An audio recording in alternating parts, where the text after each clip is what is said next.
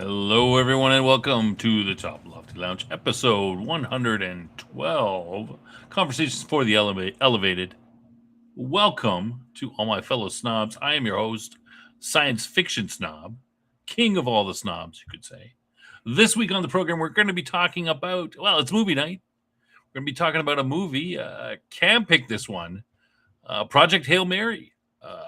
This is a little bit out of our usual. It was only released in March, but hey, we're going to try something different. Why not?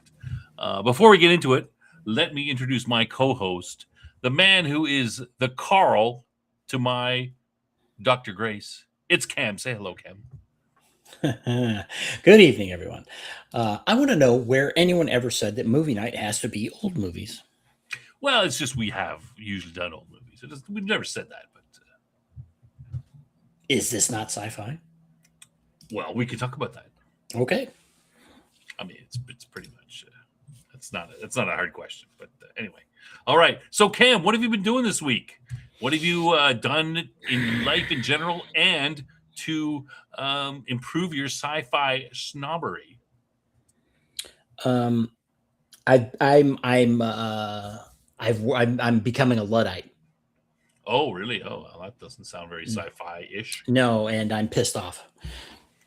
I'm in a good mood generally, and I'm looking forward to explaining, talking about this movie. But I'm losing my mind about technology stuff. Otherwise. Oh, really? Well, how's that? Well, my vehicle. Car problems. Yeah.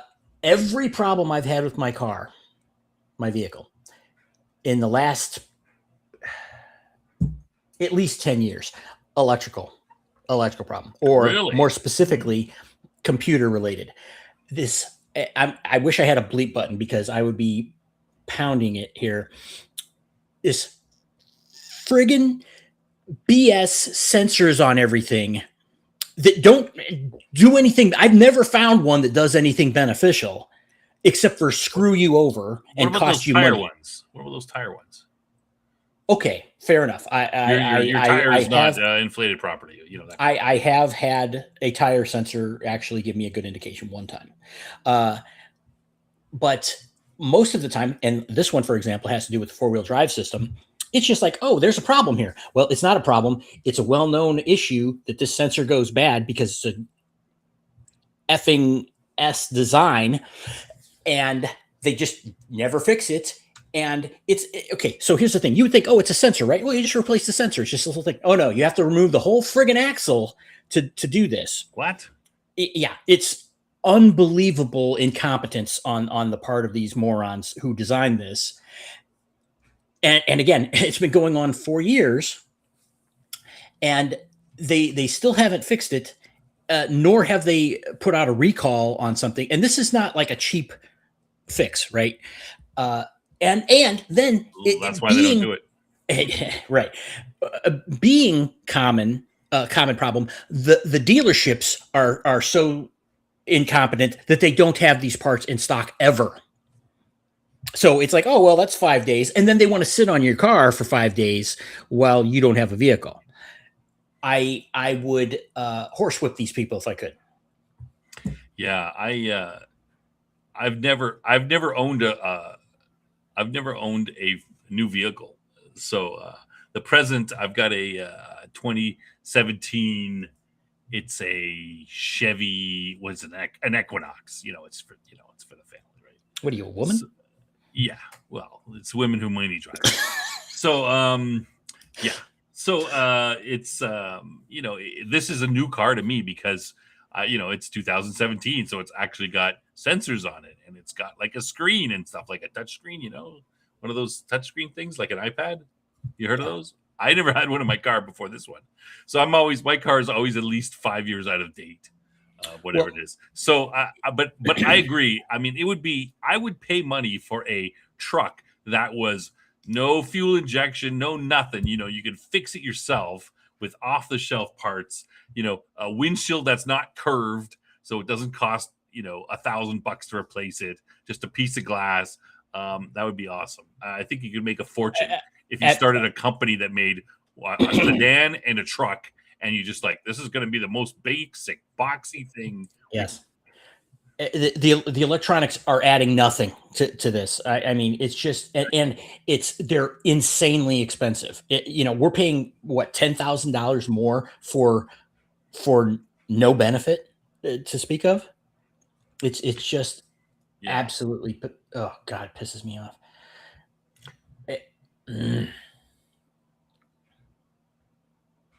So yeah, that's why I hate that. Yeah, I'm with you. I've actually a while back, I think probably when the last time this isn't the first time I've had this problem either. This is now the second time in the span of 13 months. Same problem. I looked up, if there was anyone that made like a fully mechanical or at least mechanically backed up, I don't think electronics so. Yeah, there isn't. There's some that like kind of advertise that, and it really wasn't. Yeah. And obviously you have to have an electrical system on cars. Yeah, but I'm talking about like a basic one, right? Not electronic, electrical, right? Right. And so this problem, it's clear that it's garbage because it's only for an off-road. When you're doing off-road stuff, which the thing that it's saying is there's something wrong only is active when you're in 4 low, right? Meaning doing, and so it's impossible and it doesn't actually affect anything. The car actually still runs, but the warning thing just is flashing every 5 friggin' seconds in your face. It's like, and I'm just like, it's just blowing my blood pressure through the roof, driving me insane. All right. Okay, let me just say, I meant to say this earlier, but let's say hello to everybody in the chat. JT is before JT is here. Hey, good to see you. Yes, welcome. It says we got 8 people total. Keith Studley is here. Music, what music? What are you mean in the intro? That's my music, man. Your groovy music, yeah. Yeah. I'm always dancing whenever that comes out. I'm just dancing myself here. Of course, James is here. He's finally happy that we're going to talk about Zardov. Oh, he's going to be so disappointed. I feel sad for him. Who else? Oh, Neutron's here. Yeah, it just came in time. Just the middle of, just in time for the rant. Yeah, I didn't put the rant stuff up yet. So that's too bad. Cam is never happy. That's probably a fairly safe assumption. Wrong. I never have dumb things that burden me. Matt Tueen is in the chat. Hey, good to see you. All right, awesome. Welcome. All right. Okay, is that? Do you want to keep going with that? Did I interrupt? No. I wish I could forget it. It's keeping me awake at night. That's how much this is pissing me off. Oh, really? Oh, that's bad. Yeah. Well, I'm still. I don't know. Is that as bad as having your basement flooded with water? No. There is nothing worse than a flooded basement. I'll give you that. I mean, the basement's pretty fun. I mean, we took it wasn't that flooded anyway. It was just wet carpet, and we took. Doesn't matter. Yeah. We taken the steps to. Yeah, we took the steps to deal with it, right? However, the whole place smells like musty, wet carpet. I mean, it's dry, but it's still. And these guys, they haven't done. They did the initial assessment. They did the asbestos guys came to check for test for asbestos. Yeah. Any house that's earlier than 1991 has got to be checked for asbestos where we are here because some people might have used it. I haven't heard yet back what the story is. 2 weeks ago. Anyway, I had 3 calls this week in the last 2 days. So twice different people called and said, "Hey, we want to pick up the fans and the dehumidifiers that we gave you guys to clean out your basement." And I'm like, "You guys didn't give us anything. We did it all ourselves." And then someone else called about, "Yeah, we're here to pick up all the crappy carpeting that's they pulled out of your house." And I'm like, "They haven't done that yet either." So it's kind of funny. We're just sitting here going, they don't know what the left hand doesn't know what the right hand's doing. The guy I talked to today, I said, "Hey, listen, you're the second guy to call me for the same thing." He goes, "Yeah, it's brutal. There's so many people. Nobody knows what's going on. It's chaos. They're calling everybody all the time." And, I'm like, "All right, well, whatever. I guess I'll just sit back and relax and wait." So that's that was my thing too. I don't know. Not as bad as a car, I guess, but what about science fiction? Did you do anything? Well, let me tell. I'll go first. Not much. I haven't. I said last week that I watched the first episode of the first season of Halo. Again, I saw the first season already. I was going to try and get it. Well, I haven't done anything. I haven't watched another. That's how keen I was to watch it, and I haven't bothered to watch another episode. I did try. Have you ever seen Next, Cam? Next? Yeah, it's a Cage movie, Nicolas Cage movie. No. He's a magician, and he can see like 2 minutes into the future or something. No, I've never seen that. No, he's a magician working at a. There's a an FBI agent who's suspicious that he's got some sort of power like that, and there's somebody threatening to blow up a nuclear bomb in San Diego or something. So she wants to, get him and force him to, help her out, and he doesn't want to, and he's, running away because, if they ever find out he can do it for sure, they're gonna keep him, they're gonna keep him locked up in a cage and stuff, right? So anyway, I fell asleep halfway through, so I'm like, oh. The first part was interesting, it's some excitement and stuff, but then I'm like, oh, so I don't know how good that movie is, but I got a couple books I'm going to get started on, though, to do that. Yeah. Well, who's paying for the inspection? Oh, I'm not sure what inspection you mean. For the asbestos in my house. Oh, the insurance company's paying for everything. They're paying for everything. Sure, they are. You've already paid them for all this. That's true. I mean, they're giving you some of your money back. Well, yeah, we got a $500 deductible, but it's going to be, it's going to be expensive. It's going to be expensive, but so I'm not too worried. Good movie. You liked? I talking about Next. Good movie.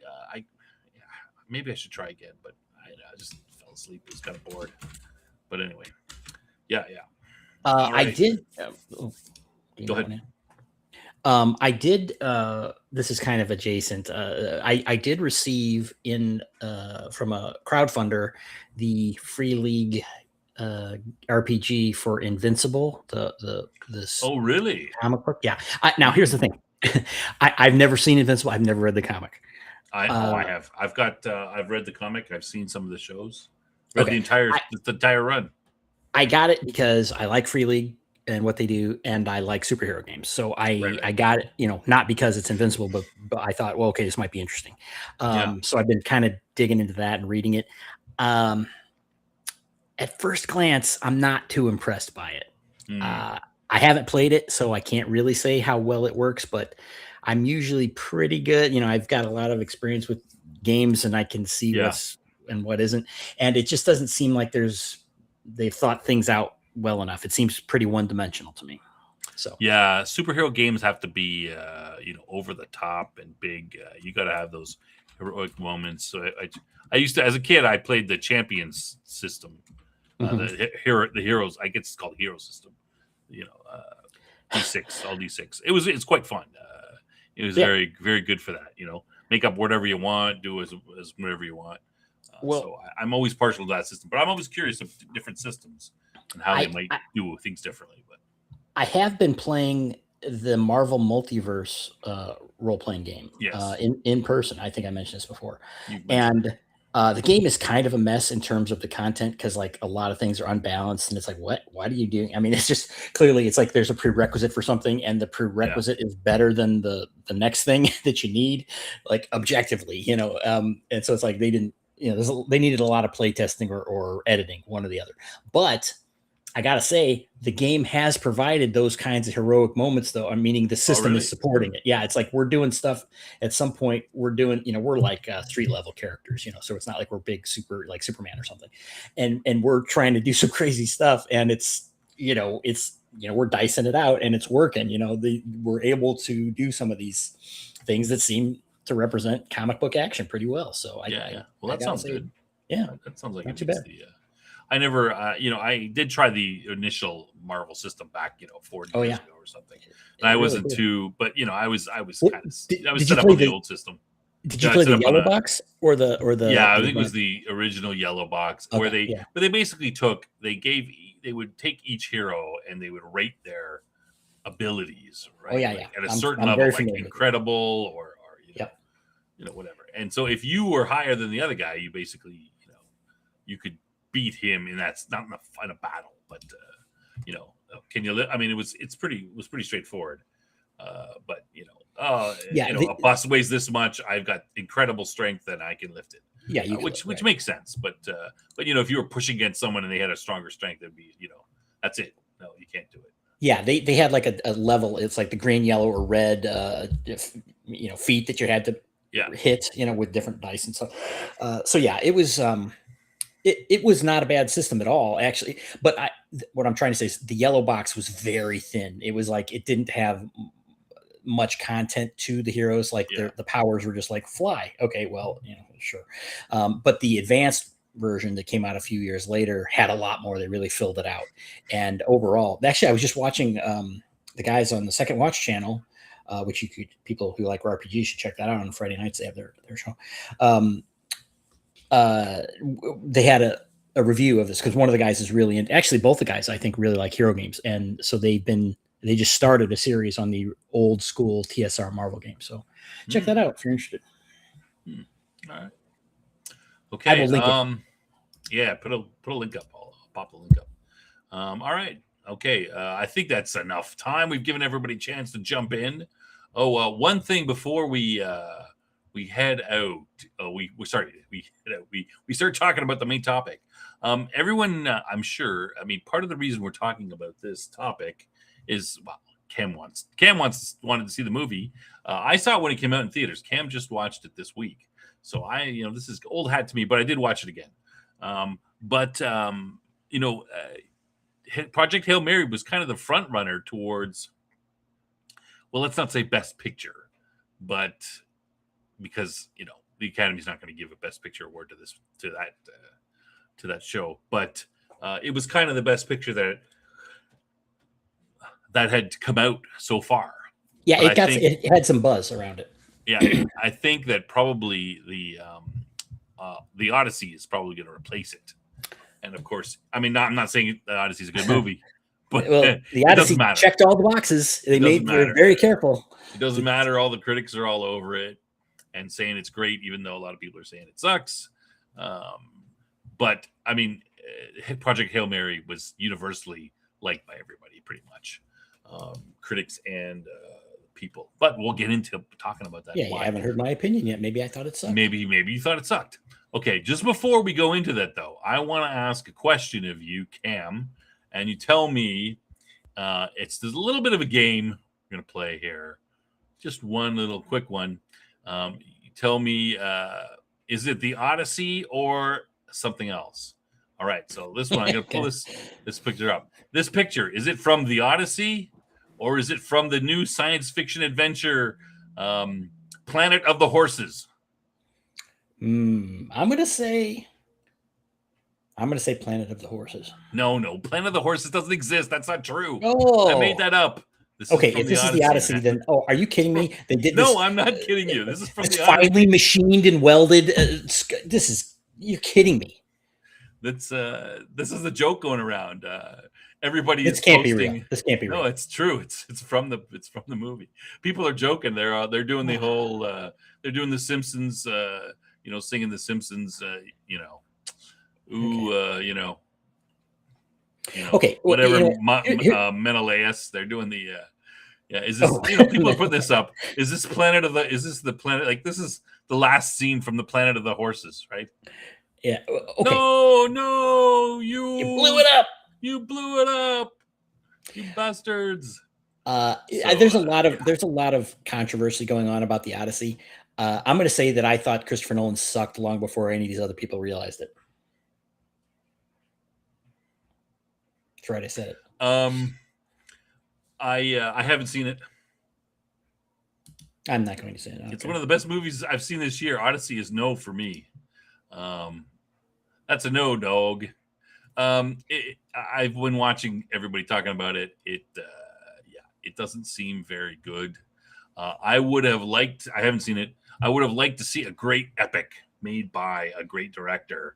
Imagine, the 70s type style, Jason and the Argonauts, that kind of epic type feel to it, but made with, a $200 million budget. You'd be like, wow.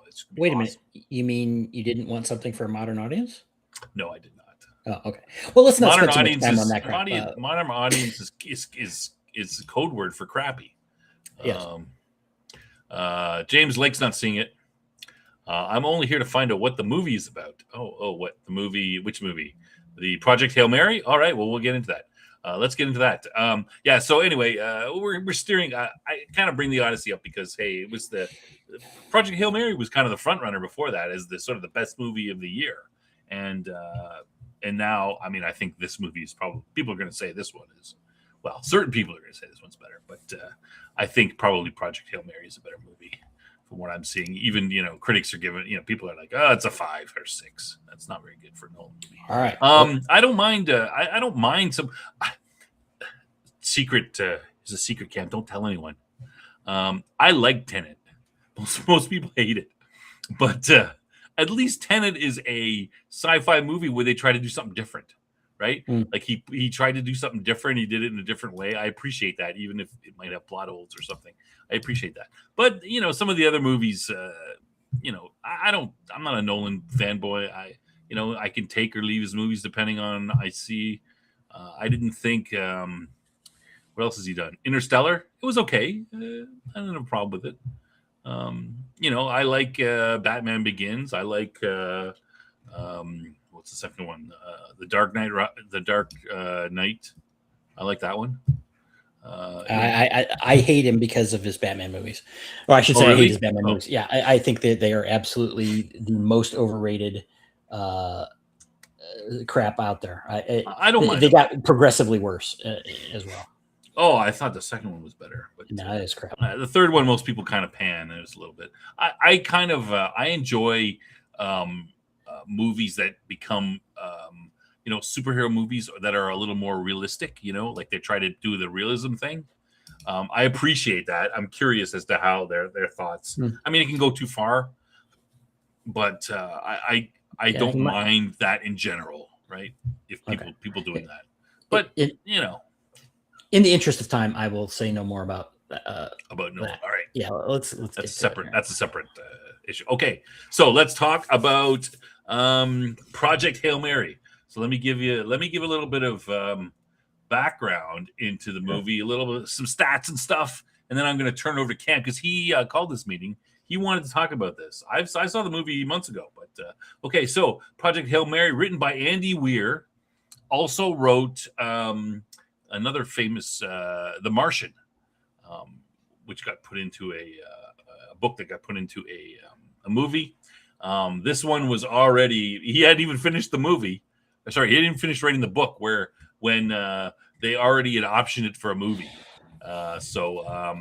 Ryan Gosling stars, and he is also a producer. He was instrumental in like going after and saying, hey, I really want to do this movie. I'm a producer. I'm going to star in it. I think it's a great idea, etc. Directed by Lord and Miller. You know those guys? Oh yeah, I do.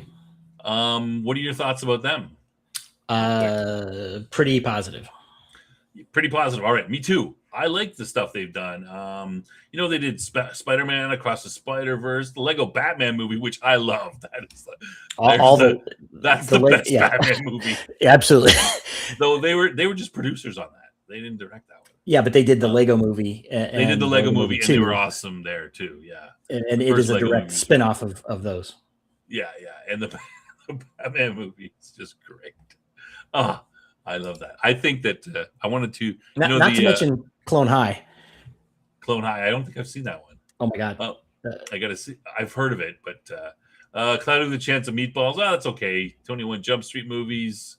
I think that we should do this, Cam. We should do an air guitar band of the song from the Lego Batman. Who's the first song there? Mm-hmm. Who's got the I loved it. Look, 4 guys doing that, and each of them would dress up as a different era Batman, like one from the 60s, one from whatever, just up there singing the song. It'd be awesome. Anyway, they did Cocaine Bear. I didn't know that. But they're generally sheep detectives. I heard good things about that. The other, my kids love the 2 Spider-Man Into the Spider-Verse movies. I think they're pretty good too. Rogue, they did Rogue One. They did something. No. Some credits. They were the originals credited on Solo. Sorry, what? They were the original directors on Solo. Yeah, but they have something to do with Rogue One. They are credited on it. Well, they get special thanks on it. I don't know what they did with it, but they didn't direct or write or produce. No. But they're involved somehow. Television, yeah, Clone High, like you said. The original Clone High was friggin' hilarious. Brooklyn Nine, Last Men on Earth. Oh, I didn't know they were involved with that one. That was all right. I like that. Yeah, just to give you Spider Noir. They're involved. They're developing and executive producing that one. Spider Noir. That one came out already. I think someone was talking about. Yeah. All right. Anyway, that's a little background on them. I think they're generally good. Keith says he liked The Martian. That was okay. Nolan is a hack like Cameron. Okay, poor Nolan. He's gonna get hey, Weatherman, good to see you. You got a bad migraine. All right, here to appreciate you making an appearance. Stay as long as you want to, or you can. I appreciate that. Oh, and as I'm saying that, Weatherman gives a membership. Hey, thanks a lot. We appreciate that. All right, Greg, who's in the chat. Yeah, welcome. Okay, so where was I? Lord Miller. The directors. So yeah, pretty good. What else? It made released March 9th. It was released originally, and then March 20th in the US. That was their red carpet, I guess. It made a total of $684 million, about half and half between the domestic, which is Canada and the US, and international, which is everybody else. Let me just get my direct. Where did I have my direct box? Okay, here it is. 344 Canada, US, 339 everybody else. So basically half and half. So yeah, generally positively reviewed. 95 from critics on Rotten Tomatoes. Generally a well-liked all-around movie. What else? Did I miss anything on the any of your basic stats, Cam? 156 minutes. What's that? 2.5 hours? Yeah. Not very many actors. It's mainly Ryan Gosling talking. And, of course, his little buddy Rock. Yeah. Rocky. All right. Fifth highest grossing film of 2026. I'm not sure if that's at the time. That must be probably at the time or something. All right. Okay, Cam, I'm going to turn over to you. This is you really wanted to do this one. Do you want to do? How do we want to go about this? Well, I think we'll talk about the themes at some point, but maybe we should quick plot. Yeah, maybe real quick plot. Couple minutes. Yeah, less than 5 minutes. Quick plot. Okay, so basically, the main character Ryland Grace is played by Ryan Gosling. He wakes up from induced coma. It's not like cryosleep or something. It's an induced coma and finds that he is in space. He doesn't know where he's at. Doesn't remember much of anything. But is running around this expansive spaceship. Quickly finds out that he thinks he's like somewhere close to Earth or whatever. He finds out that he's 11 light years away or something like that. Is 11.9. Don't forget that. Right. Is able to do some quick calculations, looking at the ship and stuff. I guess he has technical memory at this point because he does some calculations and figures out that he can't get home. And then he throughout the story, he remembers things kind of starting at the beginning and then towards the end, meaning coming closer to the beginning of where he wakes up. And so it's a series of flashbacks combined with, current day stuff. So we see the flashback with him, and he's a school teacher, and he's talking to the kids like in middle school, and we find out that there is some sort of discovery that's been made that there's this line of something going between Venus and the sun. And very quickly they introduce that it is threatening to dim the sun somehow. And then the Petrova line, and Petrova it's line, called. They find out there's something called they call it the astrophage, and it's quote eating the sun. right. And through this discussion with kids, he's trying not to get into it with it, but it's essentially it's going to cause global cooling of 10 to 15 degrees or something like that. Which holy crap, that's bad. Yeah, if people aren't aware, everyone talks about global warming, which has whatever, but if we have global cooling, we all die. Way worse. Way worse. Way worse. And that's what this movie represents. It's not about climate change or anything like that, but it's about this scientific thing that's happening, which threatens all of the humanity, basically. So then he's visited by this woman. What the heck's her name? I can't remember. Help me out here. Eva Stratt. Yeah, right. She's like German or some kind of European, and she's a humanist European type. Right, and she might be Dutch or something. Right, she comes to him because he wrote a paper like early in his career. Apparently, it turns out he's he got a PhD in microbiology, and he wrote this paper, something about. Good night, Weatherman. Yeah, take care, Weatherman. Wrote this paper about life, the possibility of life that's not involving water, some other kind of life form. And it was some kind of controversy in his past. He got into some kind of squabble with other scientists and was they think he's crazy, and he wouldn't back down on us. He wouldn't back down. He's like, maybe it's possible, and they're like, no, you are a heathen. Right. Kill the witch. Right. So then, and now he's teaching middle school. Wow. So she comes to see him because of that. She's like, I need somebody who's not going, that has different ideas, basically. So she basically asks him or strong arms him into coming along because they sent a probe up to the Petrova line and were able to collect these samples. So they want him to analyze them.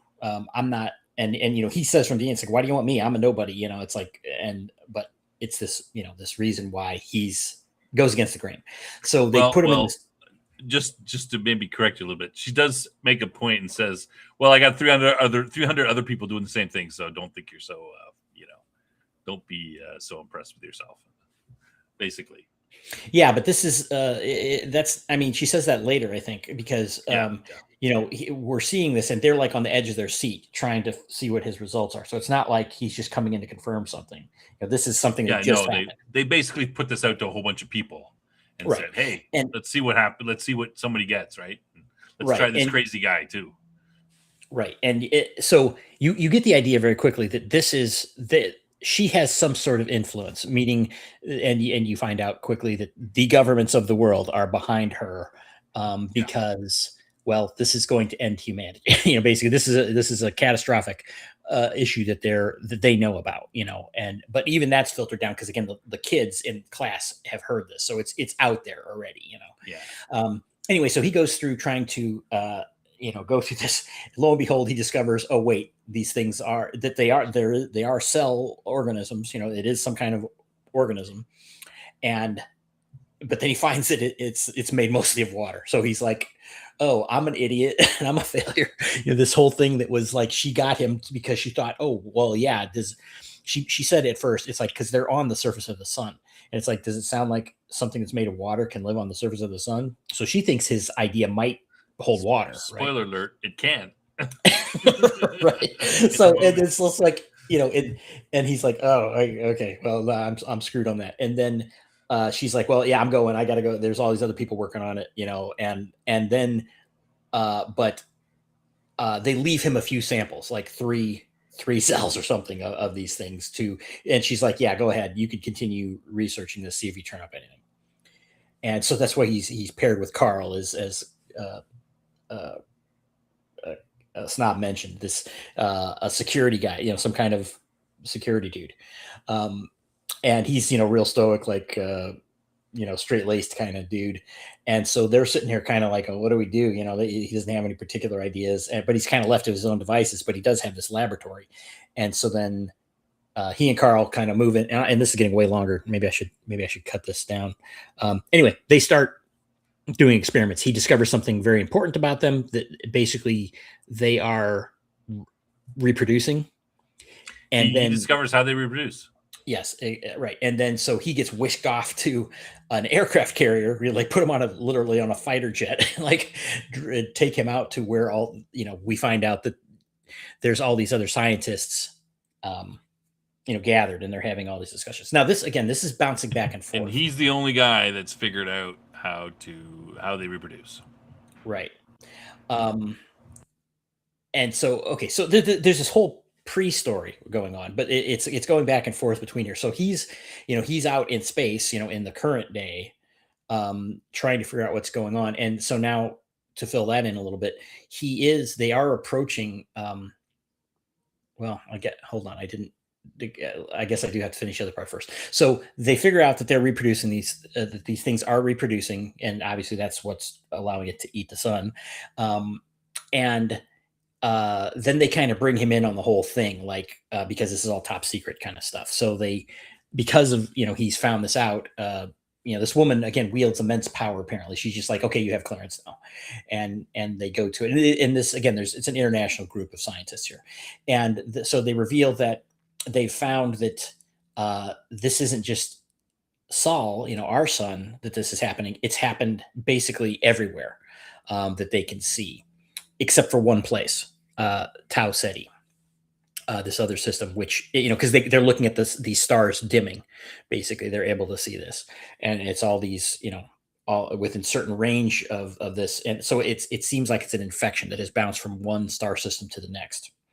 But there's one that is in the middle of all these other things where it should have been infected, but it isn't, and that's Tau Ceti.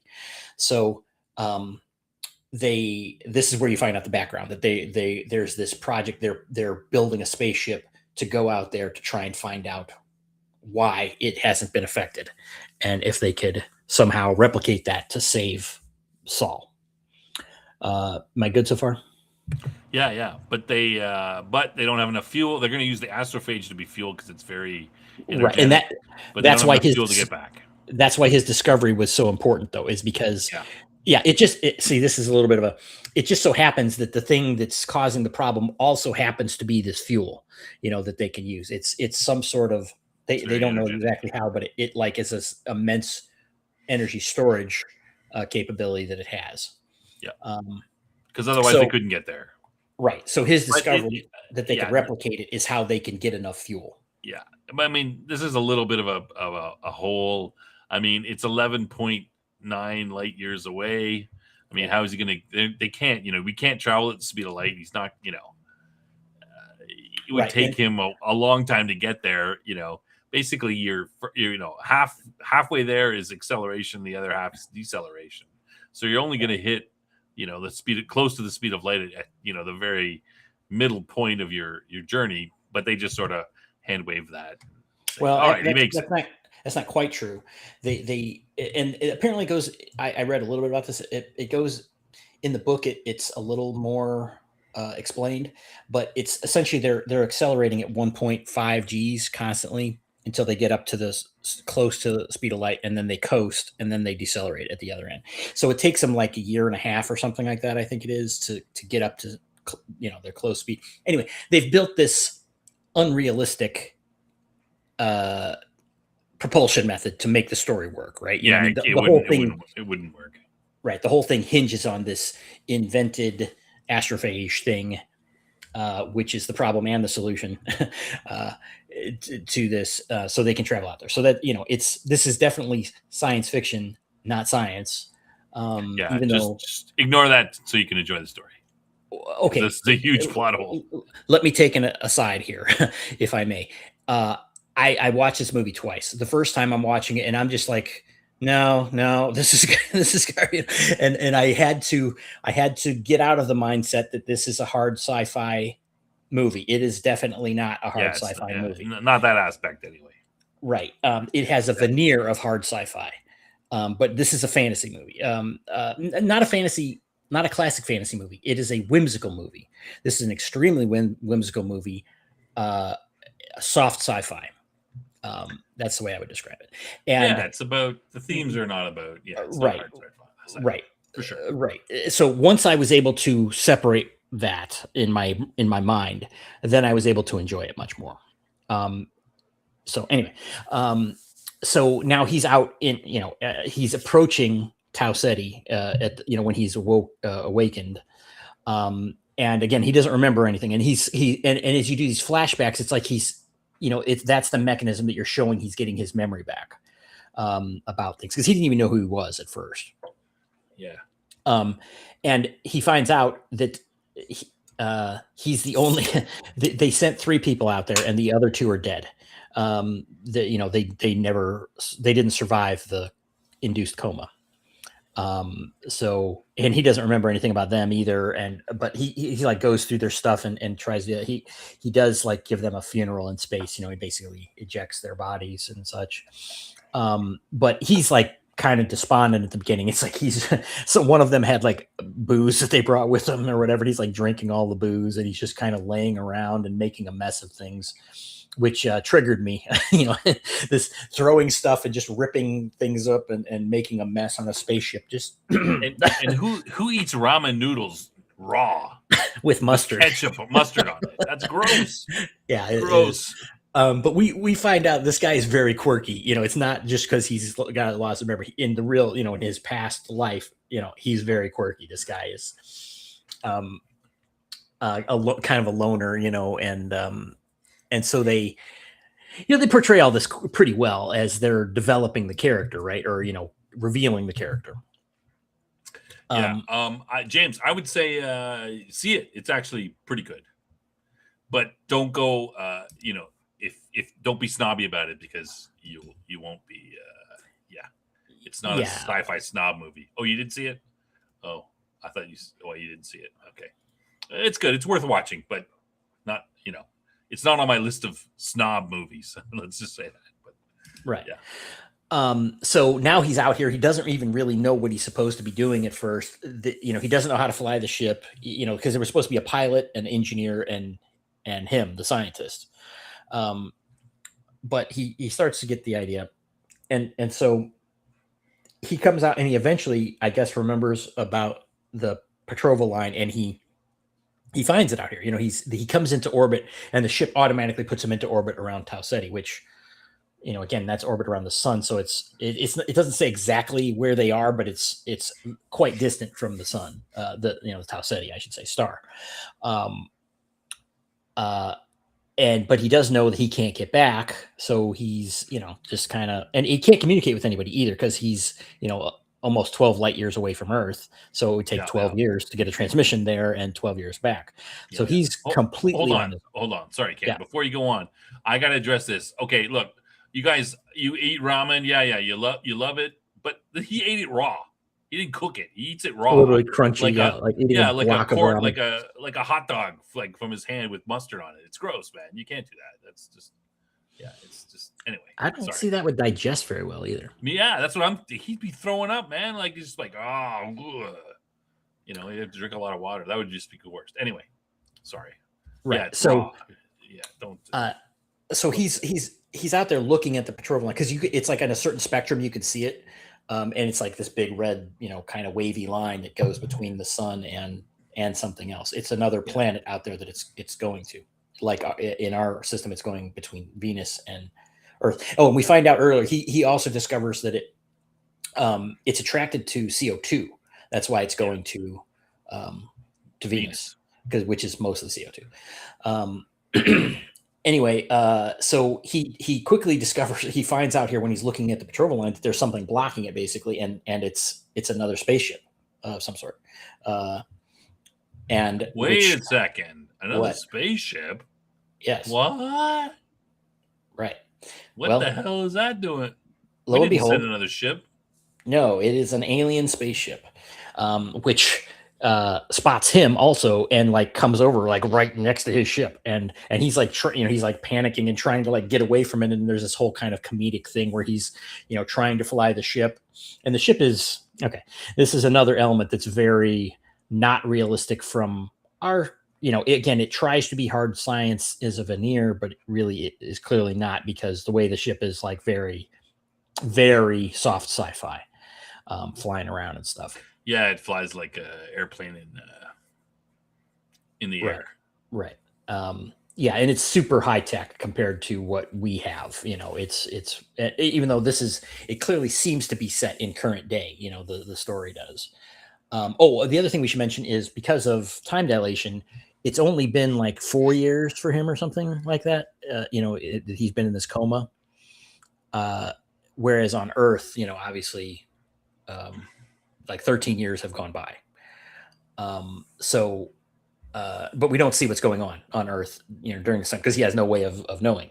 Um, and they don't show us that either. So we're just seeing flashbacks of when the stuff on Earth. So, um, so this other ship is like, it's not hostile, but it's like going back and it's trying to stay near him and everything. So at some point, it I like, go ahead. Yeah, I like this part. Meeting another intelligent species. How would what would be the first thing that you would do to, let them know that they're there and that you're intelligent? And I thought this was really well done, where he moves a little bit, like, he's not a good flyer. He moves a little bit away, and they match his velocity and put themselves Yeah. right back in the same spot. Like, Right. obviously saying, "Hey, I know who you are. I'm intelligent too. I can move, but I haven't blown you up, so I'm probably not hostile." Right? I thought that was fairly well done in the movie for that. Uh, right. Right. Yeah. Right. It's clearly, responding to him. So then, in the computer, there is like an AI computer or whatever, or a computer voice. I don't know if it's AI or whatever, but it's responding to things, and it's like when he goes to the pilot chair, it's like pilot detected, and he's like, I'm not a pilot. It's got all these kind of quips and things going on throughout the whole movie, right? Yeah, a little humor. Right, and so and the also when he wakes up, there's some kind of automated medical droid or something. This like pulls the tube out of him and all this stuff, and it's trying to attend to him, and he's like running around, running away from it and everything. But so these semi characters, these automated characters, kind of show up here and there. But eventually, so it's like, oh, blip A is what the computer calls it, the other ship. Oh, blip A. And then it's like blip B detected. And then it's like, what's that? And it's like something is like flying from the other ship towards his ship. And he's like, yeah, is it a bomb or whatever? And, he's like freaking out. And, this nonsense. He's like, put up the shields. And the ship's like, the Hail Mary has no shields. So like, again, he's very unintentionally comical, because he doesn't remember things, he doesn't know what's going on, so it's all these funny bits, right? Did you find that stuff funny? Not laugh out loud funny, but just sort of, a little bit of comical Amusing. levity, Yeah. amusement. It didn't ruin the movie for me. It seemed reasonable based on his character. It lightens it up a little bit. I thought it was fine. Yeah. It was a little, are you Once really going to you be, oh, they're shooting something at us. Maybe you're, it's like, well, nothing you can do about it anyways. Might as well joke about it. Right. Right. And once you accept that it's a whimsical kind of story, then for me at least, it's like, okay, I could find that funny now. Yeah. Right? And to be honest, from the beginning, we see his character. He jokes with Carl. He jokes with, what's her name? Eva. So and they don't joke though. He's the one joking, and they're back. just like totally straight, Yeah. So it fits with the movie. I didn't have a problem with it. Yeah. About Carl. Carl is a imposing black guy, right? He's very stoic and doesn't smile and stuff. And he's like, when he first meets him, he's like, I didn't get your name. He's just like, Carl, and he's like, oh, nice, intimidating, right? And at one point they're go ahead. Sarah, go ahead. Yeah. They're trying to figure out what to do, and he's like, Carl, do we have an expense account? And Carl's like, no. No, he says, Carl, do I have an expense account? And Carl says, no. And then he says, but I do. Right. So and then they buy a bunch. They go on a shopping trip where they buy all this stuff and at like the home store, because it's part of the experiment that he wants to do, which eventually does yield these results we talked about earlier. And so Carl does come out and join them. Carl is kind of throughout the movie, in the flashbacks, he's there throughout the whole thing. on the aircraft carrier. And they're on the aircraft carrier for like a large part of the flashbacks. And part of the reason is because they mentioned the astrophage is, if it reacts incorrectly, it blows up. Like he's like, this could like destroy California. He's like, that's why we're out in the middle of the ocean. So there's some when he lands, there's some good stuff. Like when he lands on the aircraft carrier, he's like, says to Eva, he says, "Where are we?" She goes, "The ocean." Yeah. There's some just some good stuff. Carl turned out a really warm character. Yeah, Carl's a great character. He's perfect. He fits in there, and he just sort of, you can tell that he really likes Ryan Gosling's character, and he just wants to help out. He calls it the Carl hypothesis. Right. He's the straight man. Carl's the straight man to this goofball, right? And it is, Carl, are we sitting down? Right? No, of course not. I'm an adult. He says, "No, I'm standing like a man." He's standing like a man. And then he says, "We just became fathers." And he's like, "Okay, now I'm sitting down." That's when they're the first ones to replicate the thing. So, right.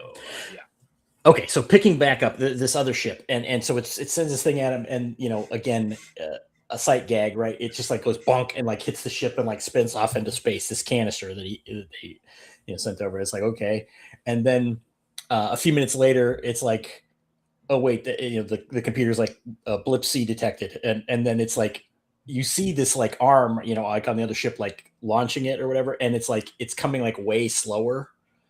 And then they have this whole goofy scene where he's trying to like get into a spacesuit. It's because the ship's like, "Oh, he says something like, 'Oh, how do I get that?' or whatever." And like, "You want to go on a spacewalk?" And he's like, "Okay, I guess." And he's not trained to go on a spacewalk, clearly, or doesn't remember it at least. Well, we don't know this at this point, but he didn't have much training to be an astronaut before he got on which we find out why later. Yeah. So anyway, he does get in a spacesuit, goes out there, tries to grab this thing. Now this is again something very unrealistic. If you are not trained specifically for spacewalking, you're not going to do well at all. And he doesn't do well, but he does way better than I think is realistic. Because he's like running around like out there. Himself. I did like the scene where he has these tethers, which of course you would need. And it's like there's a line, and at one point it's like he's trying to run, and he's like pulling up on it, as if to give him, to hold himself down to the, and he like runs doing that. I thought that was actually well portrayed, even though he probably wouldn't have succeeded at it. To move around on the outside of the ship, but he eventually he does get the second thing. He's able to get a hold of it, and then he comes into the ship, and he's trying to open it and all this stuff, and he's like analyzing it, and because they have all the scientific equipment on the ship, and he's trying to analyze, and it comes up, it says it's xenon, which is an inert gas, right? But it's metal, and he's like, this is garbage, what's going on? And then they have this flashback where they show him, they're in some facility, not on the I don't think it's on the ship. It might be a ground-based facility at this point. Anyway, they're talking about that their equipment isn't designed to work in 0G. So the lead scientist is like, well, you got to create it. And the gadget woman is like, it'd take us years to do that, and we're launching in months or whatever. And we find it, they at some point he's like, "Oh, you need the spaceship." They're like, "No problem. The spaceship stuff takes care of. We need the fuel." That's why they get the astrophage fuel. So they are already in process of doing a lot of stuff. But then this is where they establish that they need to have artificial gravity. So basically centrifugal gravity or simulated gravity. Spin the ship. Right. So then you see, okay, now because at some point when they stopped decelerating, he had induced gravity due to deceleration at the beginning, and then it stopped because they went in orbit and they weren't accelerating or decelerating anymore. And so now he figures out, oh, the ship has this ability. So it's basically extends the habitation module of the ship, and then it rotates. It uses a counterweight. Right. The rest of the ship is the counterweight. So it's giving him effective gravity. So I'm trying to remember. I guess that's after he gets the thing from the other ship. But so they do this flashback to show you, oh, yeah, this is it. Anyway, so the whole point is, this is the instrument is reading correctly. It's somehow this alien race has been able to metallize xenon, which I don't know that makes much sense, but that's what they did. And within this canister, he figures out how to open it. It has like a little model that comes out, like this little spiny model and he figures out that it's showing star systems, basically, that, of their portion of the galaxy. And he's lining it up with like the computers and stuff. And he's like, oh, okay. And then so he like modifies to show where he's from, the Sol system. And it turns out these guys are from Eridani. What is it? This other ship's from 40 Eridani. Another thing that they knew had been infected. So this is a ship from some other civilization that is experiencing the same problem. Right. And that's why they're here investigating it also, because they also detected this. Anyway, so there's this whole thing where they're trying to connect. And then eventually the other ship, it's this really spiny looking thing. It's much larger than his ship. It's probably 10 times as big or something like that. Very long. And so it's able to like grow these spines out of it. It's like it like kind of morphs, and it basically creates a bridge between the airlock on his ship and itself, and creates this tunnel. And so then he's like, okay, well, I guess I'll try and go over there. He does, and he encounters this alien creature. I think we're losing the audience. Okay. What else are we gonna do? We're reviewing. Yeah. So he gets. I mean, maybe we just want to, gloss. Make less. Okay, fine. He runs into the alien. They figure out a way to communicate basically by trial and error. The creature is like a little 5 appendaged little Rocky thing, which he names him Rocky. Rocky decides to move in to the ship. Their atmospheres are not compatible. So the alien atmosphere is very hot and ammonia based or something. We learned. Yeah, I think it's ammonia based. Yeah.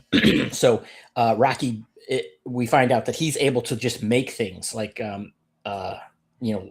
like the ship is doing. He can just like create these things, manipulating this xenon metal. So he can make all kinds of. So his race is very good with engineering type stuff. Rocky's kind of an engineer, right? Right. Compared to the scientist. Right. We find out that the crew of his ship is all dead. There was 23 of them, and he's the only one alive also. So Rocky moves in. He makes himself. He creates like this shell, and it's like glass, kind of thing, but it moves around. He's in a ball, like a hamster ball or whatever. Yeah, it's basically a hamster ball. And so he just like shows up at the airlock. He's like, "Hey, let me in," and then he just starts running around and doing stuff. And they could speak now. It's like they have some kind of vocalizer. And Rocky is like he comes on the ship, it's a mess. He's just like dirty. It's like, but because while they're able to understand each other, the wordings are very stilted, because limited. Yes, right. So that makes for some good. Yeah, they're good character. The two of them are good. Rocky's a bit of a character. He's going through the Gosling. He's very blunt. He's like blunt and critical, and he's like, "This is a mess. What are you doing?" It's like, "Where's my bedroom?" And he reminds me of UCAM. Oh, so Rocky is like, he's got no filter. He's going around the ship at the first point, and of course, Ryan Gosling has left the ship in a mess, and he's going around the ship, and he's like, "What's this room for? Garbage? This must be garbage room. Like this is garbage everywhere." Right? Yeah, there's like no filter. What's this room? Right? Where's our bedroom? Where's my bedroom? And Ryan Gosling's talking. He does parts where he talks. He leaves a video blog sort of thing. He's going to send back. He's telling his thoughts, and of course, Rocky is can apparently hear through things. And he's he uses echolocation as his senses. Yeah. We find out earlier that so he sees everything kind of like in a radar or reflection. Yeah. Or sonar. and so we sometimes see things from his perspective. It looks very weird, but yeah, Ryan Gosling's over. He's like, I have a, he's like, I have a new roommate, and privacy is a problem, and everything. And he's like, it's like he hears very well. It's like he can't hear me. He's like, I hear you. And he's like, you just said you can't hear me, and so it's like again, Rocky has no social graces, right? Yeah, and so there's like this kind of odd couple. Yes, and there's some very good scenes. It's quite humorous for the destruction of both of their solar systems, but they have a great back and forth talking about things, learning about each other's a little bit about Rocky, about how their social aspects and ours, and he shows them Gosling shows them the Earth room, right? They have a room. Yeah, there's like like a surround video, like a IMAX theater kind of thing that's meant for mental health. Don't go crazy, right? And shows pictures of Earth, yeah, right. And Rocky makes a device of some sort that allows him to like look at the screen because he can't see screens on his own, but he has this sensor device he uses where he can look at a screen and then it translates it to like a relief 3D, map that he can echolocate too. So that's how he's able to see these things. And so we find out that Rocky's is an engineer of some sort.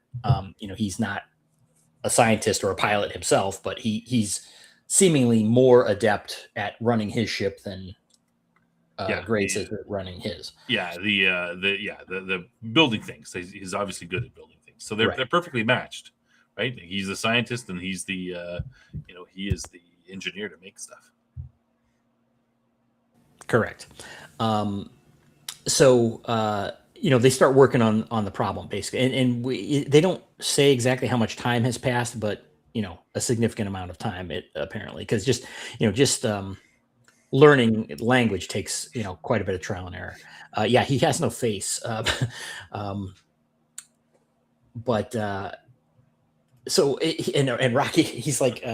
The part of the humor is like Rocky's real bossy. He's telling him, okay, you got to. So Rocky eventually he has Grace built like this habit trail thing, basically throughout the ship, so he can be running around in it, not just in his ball.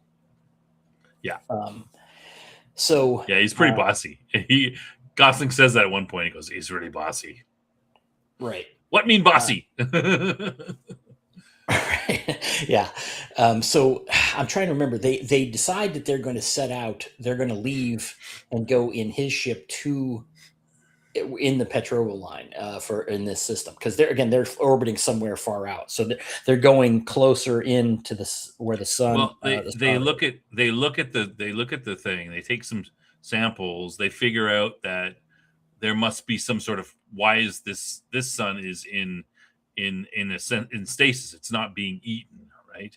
But the thing still exists there. So they figure there must be some sort of predator. Something must be eating these things, keeping it in balance, right? Right. So that's basically what happens. They go they use Gosling's ship. They catch some of these things. Well, that's later though, right? Yeah, they fly out there and they do get into the stream, right? That's where they get the samples, and then Rocky builds a fishing line, basically. Well, no, that's later. Oh, they first, they're just in the stream of this stuff, and they collect samples of it. Right, they collect samples, and then they find out that there are other things. They find out that they're not replicated, meaning, before when they figured the whole thing out, that they, are multiplying. And in this one, they're not. They're coming in and out, and they're the same number of them. So they're not able to reproduce. And then they find that there are other life forms in this stream coming from the planet. And that's why they deduce that's why Rocky actually figures this out, that these life forms are preventing it from reproducing to the point where it's able to consume and dim the sun. Right. Okay. Hi, Jeff. Yes, I'm bossy. So Rocky gets all excited about this, and it's like, oh, we got to do this. So they think they've figured out what they need to do now. Is they need to get this other bacteria or whatever it is, and then figure out how to send that information back The to their Predator. planets. Yep. Right. Yeah, they call it the Predator. And so they named the planet Adrian, where this life form is, this other bacteria, the Predator. And then they say, well, okay, we have to collect it from there. And Rocky's like, yeah, no problem. We just do this. I'll just make this chain. And he's sitting there, he's literally like making a chain, in his little bubble or whatever, using this ability he has. And then like they're going to do a sample ball. He's like, oh, you mean like fishing? Yeah. So it's essentially that's what the plan is. They're going to fly the ship over there because they can't fly into the atmosphere. The ship's not meant to go into the atmosphere. So they're going to get close to it and then use a 5-mile chain and collect all the sample and then bring it back to the ship. Well, this is a very dangerous prospect. So but they come up with this plan that Grace has to go outside to actually do this while Rocky's inside. But the ship is basically like flying backward, kind of like counter, to keep it in position or whatever. And send the guy who's made of rocks out to do this stuff, not the squishy guy. But anyway. Yeah, well, I'm not sure why they couldn't. This again, there's some hand waving going on here, right? It's why this couldn't have been automated. It's like, why isn't this just, because they had a winch, where they lowered the thing down, and why they can't just bring it back up, or why they can't just rise out of orbit. It was unclear to me. Maybe that was within there somewhere, or it wouldn't be as exciting because he's bouncing off the hull trying to catch. Yeah. Well, yeah. Okay. So it was this big harrowing thing, and he's out there and he gets like whacked by like this, part of the thing breaks off and hits him and he gets injured, and Rocky's freaking out and doing this, and he eventually is able to, he loses the ball or something. It's like hanging over the side of the ship. So he has to he almost loses it. Yeah. Right. Doing these very amazing spacewalking maneuvers that he's not trained for. But he does. He eventually gets it, comes back in. But then they have some other kind of mishap. Basically, the ship is being stressed because they're trying to, break out. They get hold in the fuel tank and stuff. So, the ship doesn't go where it's supposed to go because it's leaking fuel from, astrophage from a certain spot. So that's going to push them off course, right? So, right. You know what? I think I'm getting. I forgot something. No, that's fine. We don't need to do everything. Okay. So the point is that they get, they go through this. Ryan Gosling gets injured, smacks his face against the side and goes unconscious. Rocky goes because the thing's spinning like out of control. The ship is. Rocky goes to save. He tries to set the centrifuge stuff to stop it from spinning. He can't do it. He's passes out. Rocky goes out and does it. He leaves his ball to save Dr. Grace. Right. And so he's burning and all this stuff. Right. The oxygen atmosphere killing him quickly. Yeah. But he gets him into he gets the automatic thing. Grace into the automatic, and then he wakes up at some point in the future, and he's okay, not great, but he's okay. And Rocky's like a mess. So he puts Rocky in his little ball. And of course, can't do anything. He just has to hope that he gets up. Right. And of course, heroically, he gets up. Right, because we don't want all the little girls to cry. Right. He does recover eventually. Rocky recovers. Now, while Rocky's recovering, Dr. Grace figures out what to do with these predators. I guess he grows them, and he's got to make them. So he says something about making them. Resistant to nitrogen for some reason. Yeah. I can't remember why, but yeah, I wasn't clear on that either. He does that, and it's good to go, and he's got enough stuff set up for Rocky and for himself. Everybody can go back. Okay, well, on planets and everything be okay. There's an important point we're missing, and that is that before that, yes, that he didn't have fuel to get back, and Rocky's like, I could give you fuel from my ship. And that he's like, it'll take him longer to get back home, but he can still do it. Yeah, it's a very little bit of a heartwarming thing where Dr. Grace doesn't have to die. He can go back. He can get home. Yeah. So that's a little heartwarming friendship thing. Yeah. So then they do, they eventually get the stuff. They have what they need. They have enough samples for both of them. And then they have their goodbye. They're like, okay, see you later. Where each of us are leaving. It's pretty sad. Right. And then they go, they leave. And then Grace is traveling back. And I guess it's before he puts himself back in a coma or whatever. And he something goes wrong. It's the predator, right? That has the problem. I don't remember exactly. I think it's second watching. I wasn't. I'm like, what? Wait a second. What happened again? It somehow changed, and then it gets out of the tanks. Somehow the Xeno, they call it Xenoite, is the xenon metal. It somehow penetrates that, and then it's basically loose. He calls the thing a Taumoeba. That's the predator. It escapes its xenonite breeding tanks and starts to consume the Hail Mary's astrophage fuel. He stops it, but realizes that Rocky's ship, being made completely of xenonite, has no way to contain it, and it's going to eat Rocky's fuel and strand him and doom him, and of course, and his people, because he won't be able to get that. So he decides to use his remaining fuel to rescue Rocky rather than return home. Well, now what he does though is the original plan, of course, since he wasn't going to make it back, is that they had these probes that were pre-made to send back samples and things. So he puts all the stuff in these probes, and there's quite a few of them. 4, I think. Yeah. Yeah, and they are sent back to Earth. The same method that he got here. They have the same sort of drive system. So he sends those back, and then he goes after Rocky, knowing he won't be able to get home now. So he does. He finds Rocky, who had been, what he thought was going to happen did happen, but he's able to get him and help him. He saves his little friend. Right. Before, he loses shit.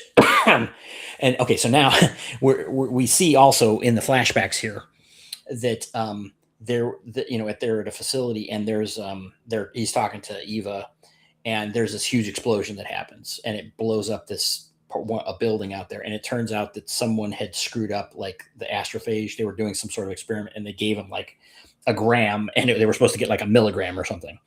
Yeah. And so this is what they talked about earlier. It just obliterated the whole thing and ended up killing the scientific crew. And so then it's like, well, because he had been training them, the science crew, and they knew that this is a one-way trip or whatever. And so then they're basically like, they get him to get the other crew members, the engineer and the pilot are still alive. And they're like, yeah, you got to come with us. Ava, again, she's a hard ass. So she's just like, yeah, you got to go. There's no one else can do this, and he's like, no, I don't know anything. I'm not trained for this. And so he's like, I can't do it. And he's like, can I think about it? And she's like, yeah, you got 3 hours, because they're basically launching, it's time to go. Yeah. They're leaving tomorrow, sort of thing.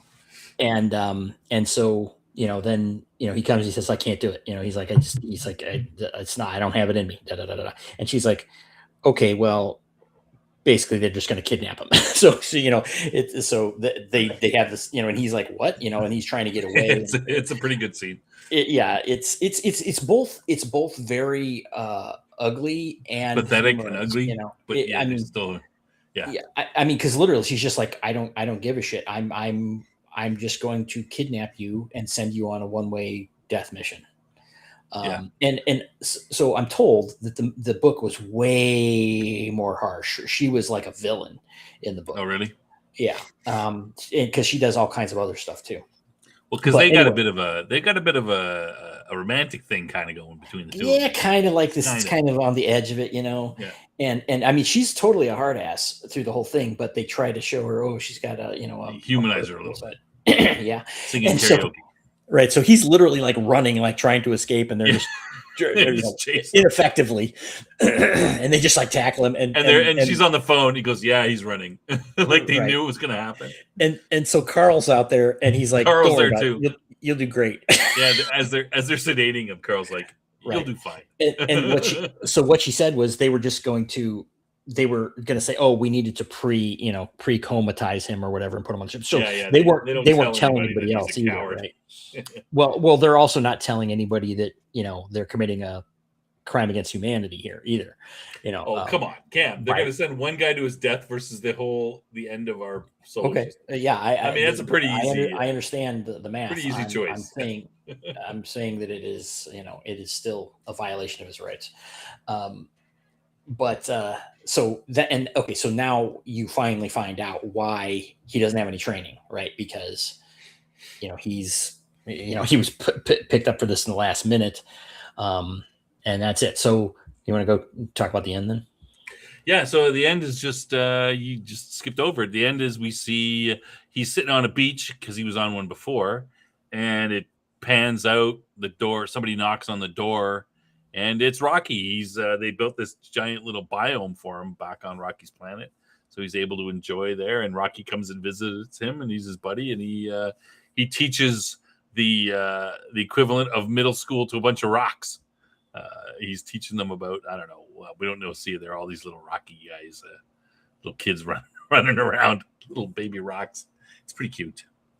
Yeah, and that's the end of the story. Yeah. All right. Okay, so good movie, bad movie. I'm gonna say it's a good movie. It's I have a few little nitpicks about it. Well, they're more than nitpicks. I think they're actually huge things. But if you accept what the movie is and not what kind of the popular misconception is, then it's fine. Yeah, it's a good movie. 7.5 out of 10, 8 for me, maybe. It's just a fun, it's a fun science fiction story. It's not heavy into the science fiction. The interaction between, Grace and Rocky is very humorous. It's very pull at the heartstrings. It's, one of the big themes is, friendship and survival. And it's the two of them becoming friends and surviving together. There's lots of funny scenes between the two of them, especially Rocky. He's quite a humorous character. As they go, it's great. Here, go with that a little bit. Well, I actually give it. I'm going to give it like a 9. Really? Wow! For what it was, it's like I said, it's a whimsical sci-fi themed movie, and the what it says about people, even or aliens, is very well portrayed. It is heartwarming, I guess. Yes. Grace is a very, kind of wide-eyed, innocent, likable character, right? I mean, he's a sniffling coward in some ways and everything, but I mean, he's very believable, right? Yeah, very approachable character. And Rocky is hilarious. He's again, he's not human at all. I mean, he's extremely alien, but the way their interaction is extremely human. And that's the message they're sending or whatever. And again, they have this shared purpose, and so it's clear why they are working together. And they need each other, and they're both lonely. Right. And through that's how they both well, you don't know if Rocky, how he survives, like psychologically, we don't really see that, but well, there's a little bit about that because they talk about, James, you have to rewind the show and find out what the show is about again. The movie. Well, we get a little bit about that because Rocky talks about, he says he wants to watch him sleep, of course. And he says, what? That's great. That's pretty creepy. Right. But apparently we get the idea that they when they sleep, it's almost like they're dead in a sense because they don't have a passive system like us where we can, get awakened by loud noises. So what they do is their Rocky's big social thing is that somebody watches while you sleep. Someone stands guard. Right. They have to. So he needs the comfort of other rock Rocky's his other of his species around, so that he knows that he's safe. Because so I guess isolation, being alone, would be very bad for like even worse than for us. Yeah, because no one's to look after you, because you need that. So he wants to sleep with. He wants to, he needs that, even though there's no, there's nothing to threaten him out here or whatever, right? Not really. Yeah. I mean, no predators, but he needs that, and yeah. So we get a little sense of that. Yeah. I think we mentioned, Rocky does have a mate, it turns out, right? And he's also very old. He's something like 186 years old. Yeah. No, he's been married or he's been mated that long or whatever, to his mate for that long. So we don't know how old he is now. So again, I think it said somewhere that they're not in the movie necessarily, but someone told me they live about 500 years. Okay, his species, but that might be from a book or something. I don't So, know. so again, if you take the movie on its premise, once you figure it out, or maybe it's apparent to everybody and it wasn't to me to begin with, then I think it works extremely well. That said, there are some things that I did have to get over and bothered me. And apparently this is different in the book. They have, like I complain about Firefly, right? If you're going to do science fiction and you want to make a story that involves limited fuel and resources and how that would work, then you can't have a friggin' luxury liner for a spaceship. Those things just don't go together. You can't. You can't have your cake and eat it too. And apparently in the book, the ship was actually very cramped and small and more realistic. This is a kind of a pet peeve of mine in anything that's hard sci-fi. These mansion-sized ships is stupid. And for people not aware of this, the rocket equation, and it's not literally for chemical rockets only. It's any fuel-based system. The bigger it is, the more fuel you need. The more fuel you need, the more fuel you need, and it's this upward spiraling requirement. So, and they made a point of, we only have this much fuel. So then the answer is, then you can't have a ship this big. It's you can't get around that. This is a hard contradiction. So what do you think about that? Do you think I'm being too? No, it's true for sure, and it the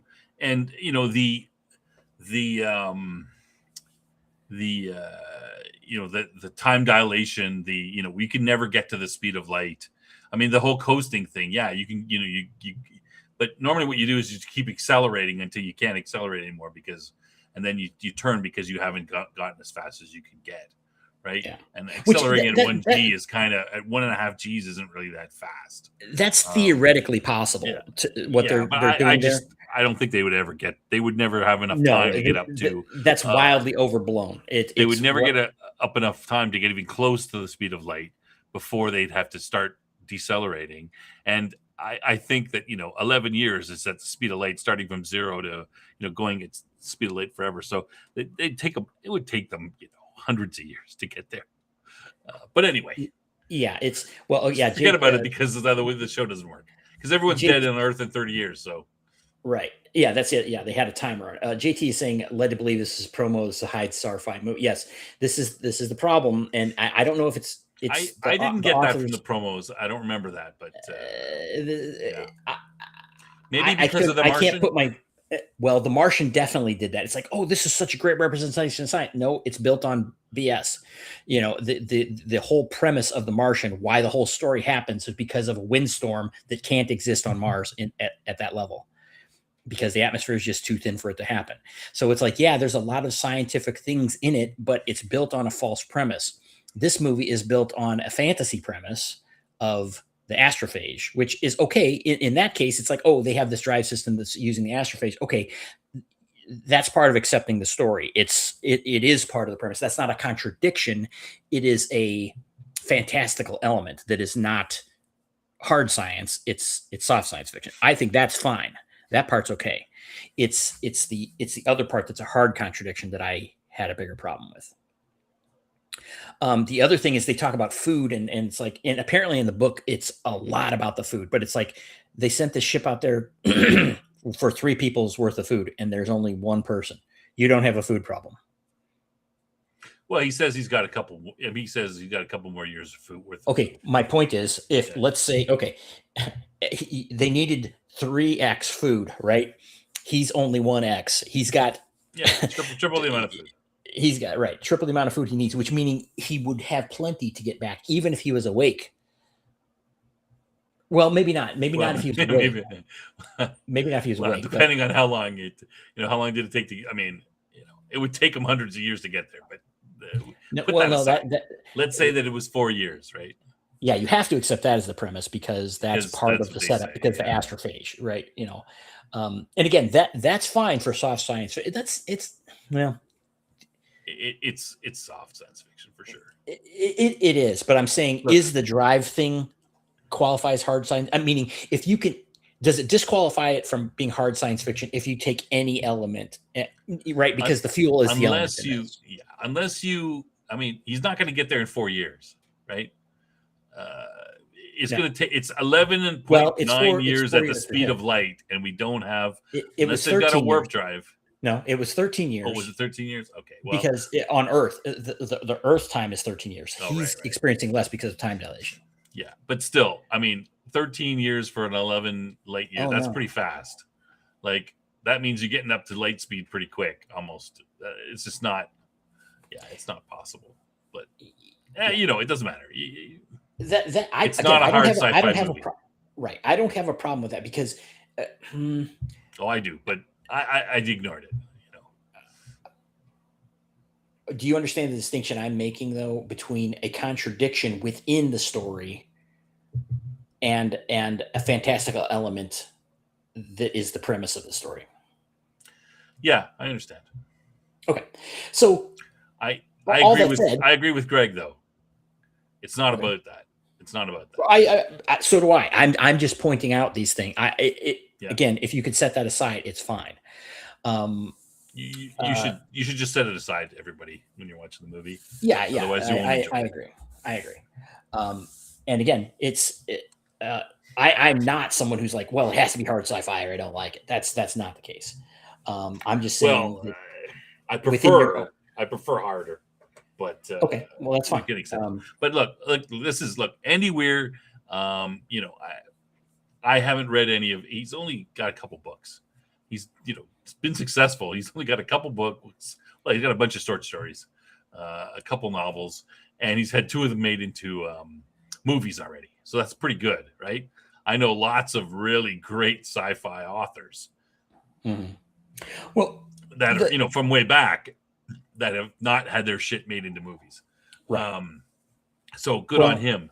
But, let's just say that, okay, so, I've got to be a bit of a snob. That's why he's succeeding, though. That's why he is succeeding. Yeah. Let me be a little bit of a snob. Yeah. When I was younger, my parents, they know I like science fiction. They would, I'm pretty particular about what I want to read. They would often, when you're old, you're in your 20s and 30s, your parents can't buy anything for your birthday or for Christmas or anything, right? Like, it's just not, they can't really, especially if you live thousands of miles away from them. They don't really know, what should we get him? Does he need a shirt? Should we get him a shirt? I don't know. So they would always try to, pick me up like a book, right? And they would go to the bookstore and, on the thing, they'd be, oh, this book's science fiction, right? But it would be, it would be what I would call normie science fiction, right? It would be something by Michael Crichton. It would be Ready Player One. I call these normie science fiction. And that's what Andy Weir writes. He writes normie science fiction. He doesn't write for science fiction snobs. He doesn't write for hardcore guys, which is why his stuff gets made into movies and why, let's not worry too much about light speed or any of that stuff, right? But that's good on him. He's doing well. This is a good normie science fiction movie. And, I'm giving it, I give it like a 7.5, 8, because it's not, I'm still a little bit of a snob, but it's good. It's good fun and people enjoy watching it. It's, and it might get more people into science fiction, and liking it, but, I could name, hundreds of books from, hard science fiction guys like Niven, who would not make any of these mistakes. They would be right down to it, and you get a great story, and it would much more expand your mind on science fiction, that kind of thing. But this is not a science fiction story per se. This is a story about mainly about friendship and survival, right? Yeah. Memory, a little bit about memory and identity, a little bit of sacrifice, duty, those kind of themes, but mainly, friendship, survival. And that's what the story revolves around, the two characters. That 90% of the screen time is, Ryan Gosling is just basically almost in every shot, right? 90% of the movie. And it's, most of the movie is about him and Rocky. And it's good. It works.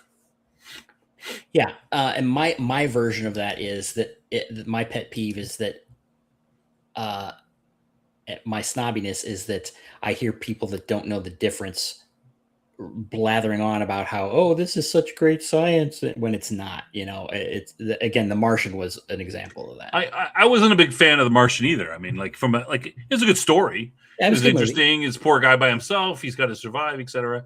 But I see it as that kind of a story. Not the science fiction portion of it is window dressing, right? Like it's it's the setting or something. It's not right. so much.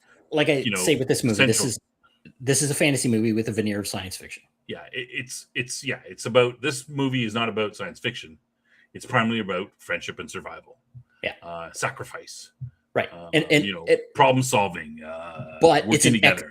In my opinion, it's an excellent movie about that. Yes, right, and I would agree. Yeah, and well worth seeing. I would recommend it to anybody. But if you're coming to my channel for science fiction movies, I'm not going to suggest this one unless you tell me, hey, I'm a normie. I don't, I want to ease into this science fiction thing. I have no idea what it is. Oh, wow. Okay. Well, let me ask you this. Do you think this fits fairly in the realm of soft science fiction? Oh, yeah. Okay. I soft science fiction. I think it's kind of like neither to me. It's definitely not hard science fiction. No, it's not. Like I mean, it's really a tangential category to me, which, like I said, is more of a whimsical friendship fantasy story of survival with sci-fi over top of it. I think this is what Weir does. He's a novel, he's a science fiction writer, but he has this he has this sort of veneer of hard science fiction. He puts enough of the sci-fi and makes it hard in order, or hard towards hard, as to make people go, oh, that's cool, and think they might have learned something about science.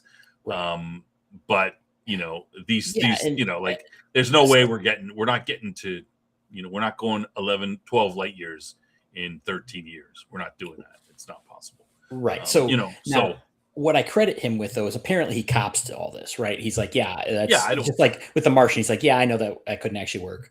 But I'm doing it for the purpose of drama. You're not supposed to be reading his book and, being able to figure out how to navigate around the solar, or, around the galaxy. I mean, he's a writer. Like the guys who are hard science fiction writers, a lot of them are like, if you look at their, like from the 70s, the stuff that I prefer, 70s and 80s and 60s, these guys are like, this guy's a physicist who didn't like doing physicist stuff. Right, so he went into writing, and he wrote these really hardcore sci-fi novels that people are going, wow, that's really how it would work. Like he knows, this guy knows how orbital mechanics work, and puts that into his stories and stuff. But Andy Weir is not a physicist, I don't believe. See, I'm kind of the opposite. I mean, honestly, I like soft sci-fi just fine, and I even like pulp sci-fi, which I know you don't like nearly as much. I have no problem with that at all. I just have a problem with miscategorizing things. Yeah. Well, there's a kind of a spectrum, right? You've got I put Weir in the middle of between hard and soft. You're the Nivens and those type of guys on the far hard sci-fi, and then for me, the very, very soft stuff is your Flash Gordon type stuff, right? Like Sure. basically cowboys in space, Yeah, where that's you know the spaceship is just the horse that gets me to the next town, which is a right. planet, and there's no discussion of it. Nobody cares. You know, instead of firing a revolver, I'm going to fire my laser gun at him, and you know, like it's just there's no discussion of no attempt to even say anything about the science at all. So that's, to me, that's soft and that's hard, and Weir is kind of in the middle. And that's what I felt about The Martian too. Yeah, like you watch it, initially you think, oh wow, this is pretty, but then you look a little deeper and you go, wait a second, it doesn't quite work like that. Yeah, and I don't see, I can't lay the blame on him for that, because again, like Oh no, he you seems can't. to cop to it, immediately, but it's the idiot again. The know nothing pundit type is who pisses me off, because it's like, oh, this is who presents it as the thing that it's not, like you said. Look, Weir's a writer. He's writing books to entertain people. Absolutely. Right? And now, who is the most success? Yeah, who's the most success? Like, he found the formula. He found it, right? Yeah, he's got a formula. His books are being turned into movies all the time.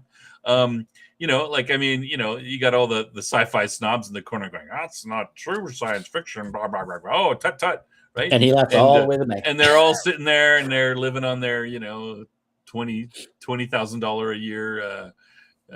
Teaching middle school or whatever, right? But teaching English in middle school. But he's found the success. He's given. I mean, your job, primarily the job of a writer is to entertain people, right? Sure. Just like a movie. And so, you can write your art house movie and try to get an Oscar that nobody wants to watch. It's boring. Or you can write a good, Marvel movie that everybody wants to watch and makes $1 billion, $2 billion. Take your pick. Well, see, Greg, your wife loved it and she hates science fiction. Exactly, because it's primarily not a science fiction movie. It's about a friendship and survival. And everybody likes, people like that. I liked it. I enjoyed it. It's great. It's good fun.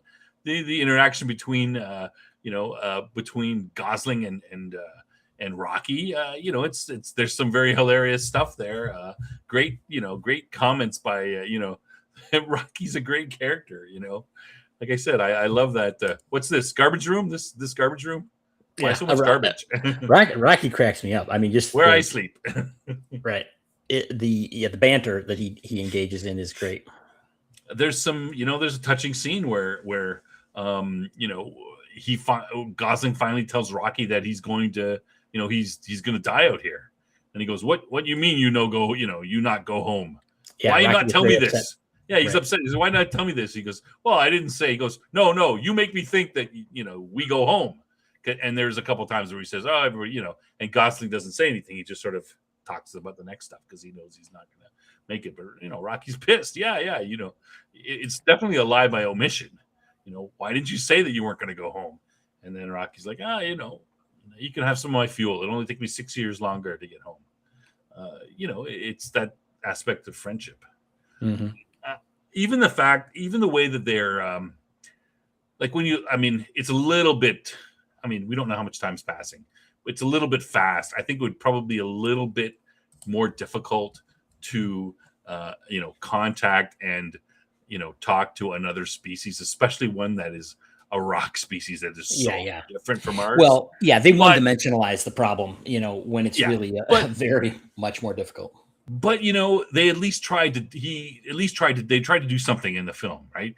And they found ways to, to reasonable ways that they might solve that problem, right? Like how, like the ships copying the other guy's ship. Like, oh, he goes there, I'm going to go there. I'm showing that I'm intelligent. I know how to move my stuff. That's telling you something. Throwing the Rocky throwing the thing over at him because, oh, they couldn't catch it. All right, let me try throwing it slower.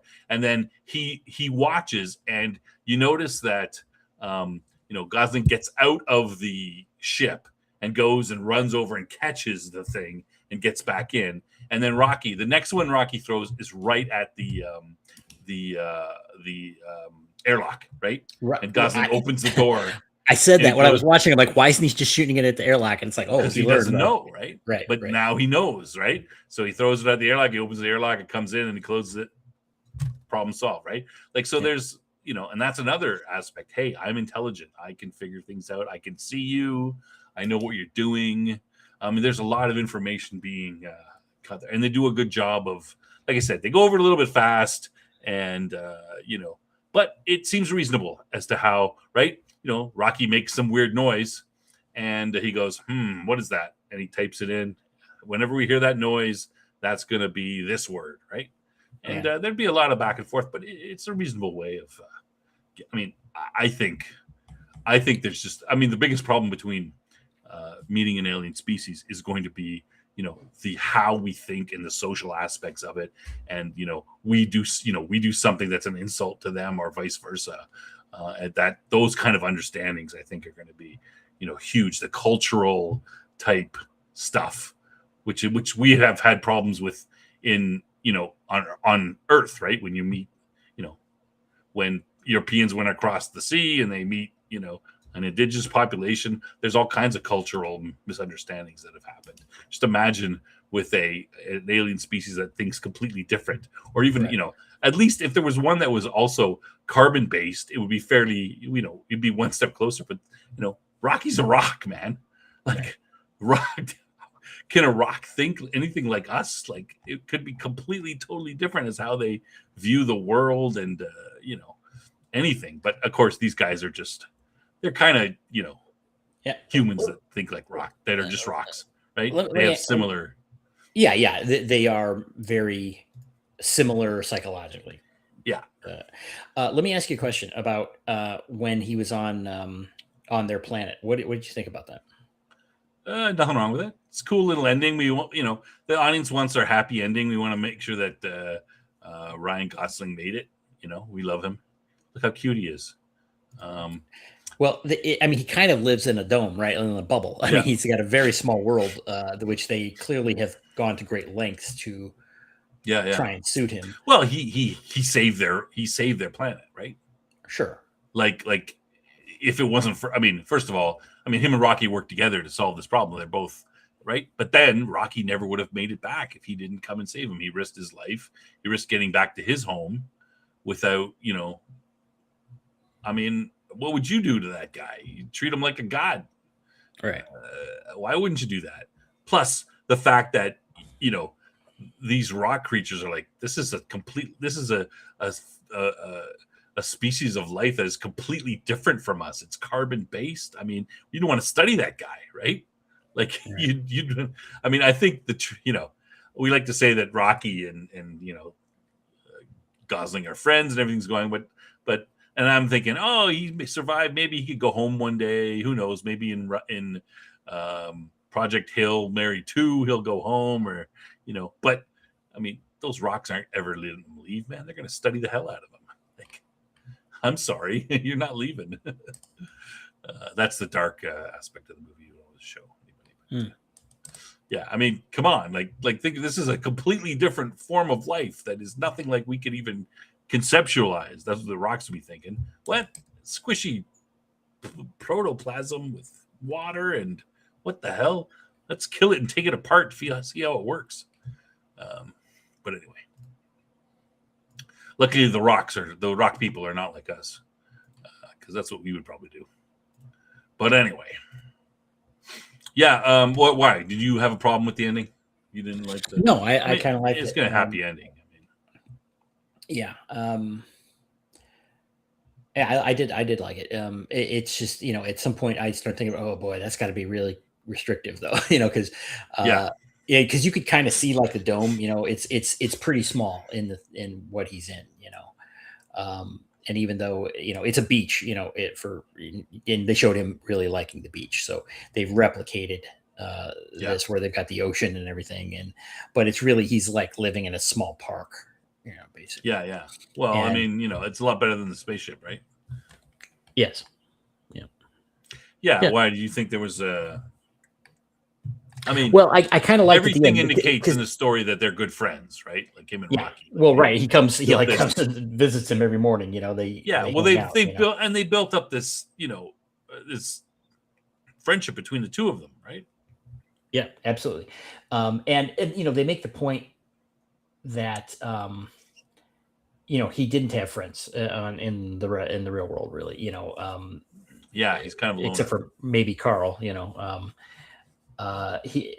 said he had no immediate family, no pets. It's like he Nothing. was right. Yeah. And which is a little strange because they show him getting along with people quite well. He's a likable character, right? He's Ryan Gosling. I mean, he's real. Yeah, He's the pretty, chicks would man. dig him, right? Chicks would be all over him. Yeah, so that's a little unrealistic, maybe. But at the end, Rocky says to him, "It's like, oh, they're working." First of all, Rocky's mate is one of the people that worked on the habitat. We learn, he mentions that Adrian was working on it, and they say, "Oh yeah, they're working on getting you home or whatever." And he's like, "Let me think about it." And Rocky says, "Like, yeah, think about it a long time." Meaning it's like, yeah, take your time. I don't want you to leave. Right. So but they imply that he's going to leave at some point. Maybe, right. But I thought that was a very effective end to their say where they are. It made you understand that he's not like, oh, I got to get out of here. This is driving me crazy. He was content. Yeah. He he liked interacting with all the baby aliens and stuff, which in the school. Yeah. And did you? I don't know if you noticed. It's as if that would be. I mean, I was commenting last night when I watched this. As if there'd be, it wouldn't be a bunch of kids he'd be teaching. They'd all be the smartest people on the planet. The various university professors would be all sitting there going, I got to see this freaking squishy alien and, find out everything about it. And like, look, if I'm making Project Hail Mary 2, what's going to happen? The Rock people seem to like this guy. They're going to want to send an expedition to Earth, right? And what better than to take this guy with them, right? To show that friendship and stuff. Hey, we brought your guy back, and he can tell them all the things. No, they didn't kidnap me. They helped. I mean, they probably know that anyway because he spoke about Rocky all the time. He sent back these video logs. Rocky was on the videos and stuff. Yeah. So they have a good sense. But so when when their ship shows up with Ryan Gosling in tow, I mean, in Project Hail Mary 2, it makes sense, right? Well, and the other thing is, at the end, they show Eva, on a icebreaker at this point, implying that the oceans have frozen, because it's 30 years later or almost 30 years later by the time they get there. Apparently in the book, they made it clear that from Rocky's planet, that he was able to see that the sun had been, was back to its normal luminosity. So he knows that he succeeded. But apparently it's a lot darker, the Earth stuff going on. Oh, is it? So, well, I was talking to my daughter about that, and she suggested, I mean, they're on an icebreaker. I think you're right. It's because things are frozen. But she was suggesting, oh, maybe that this woman is hiding out because things have gone sideways and they might blame her.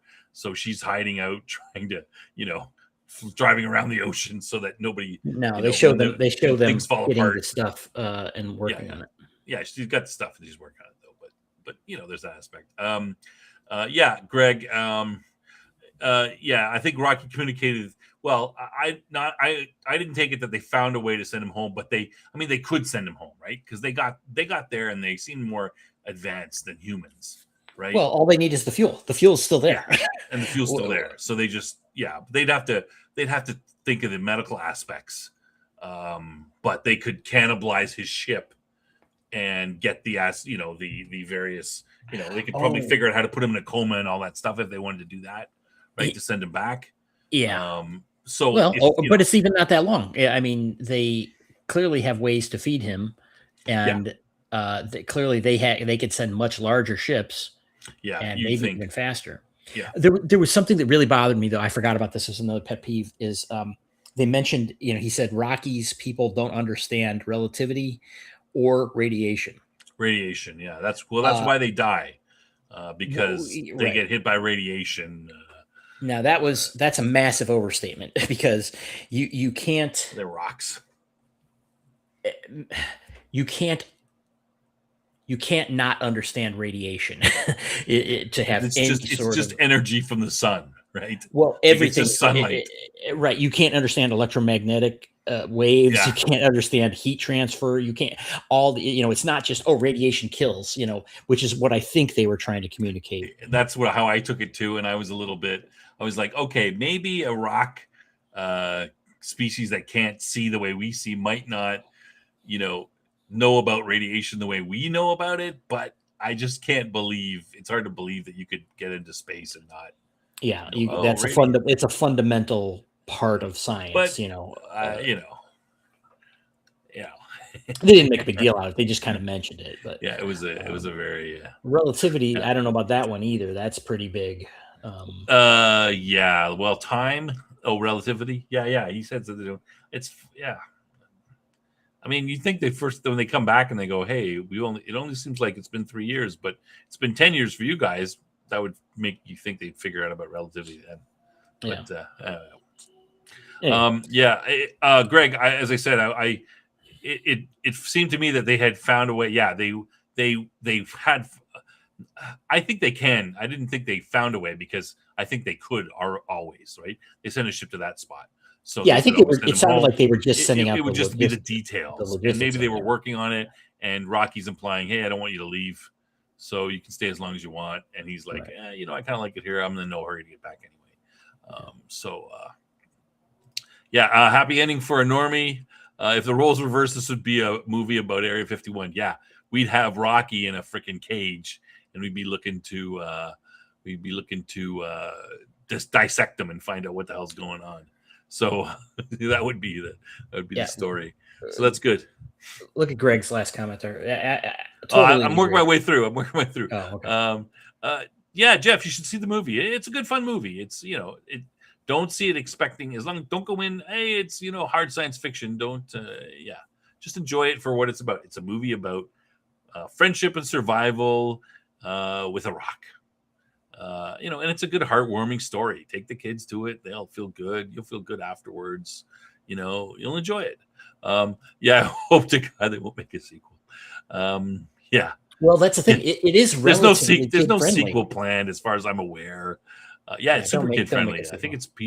it's PC. I'm not saying there's a sequel. I'm just saying that that's what what I don't. I mean, there's no Martian 2 yet anyway. So, but who knows? Hail Mary 2, Earth prepares for the rock invasion. Yeah, there's no sequel plan as far as I'm aware. Light is radiation, radio is radiation. Yeah, it just seems they would, yeah. All right, is this the comment you wanted? Yeah. Okay. Yeah. Yeah, for me, let me read it from Greg.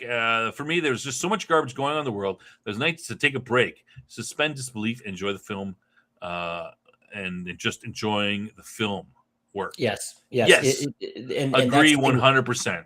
And that's I why do too. Despite everything I've said, yeah, absolutely. I wish that there was, and that's why I liked it so much. Yeah, and that's why I give it a 7.5, 8. Because I don't usually give movies, that high. And there's a lot of crap out there. This is, let me just think back. Is this the best movie so far of 2026? This is absolutely. I can't think of anything that's better. Godzilla -1. Yeah, that was a couple years ago. I can't see anything that's come out that's better than this. And there's so much crap out there. I mean, except for K-pop Demon Hunters. Oh yeah, but I think that was last year, wasn't it? Or was that in January? Yeah, it was maybe last year. I mean, this is much more my style than K-pop Demon Hunters, so I would rate this higher. I think this is the best movie of the year so far.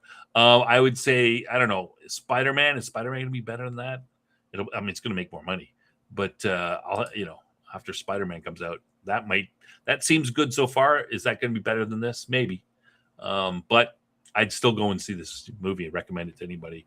Just enjoy it as a good film. I mean, there's so much crap. It's all negative and garbage out there.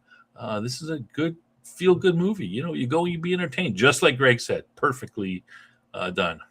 Jeff, I like the clips. If that means anything, Go listen, Jeff. Go to your local library and borrow a copy of Project Hail Mary and watch it. It's fun. Your wife will enjoy it. You'll enjoy it. It'll be good. Just good all around movie. Don't, as long as you're not too worried about the science fiction stuff.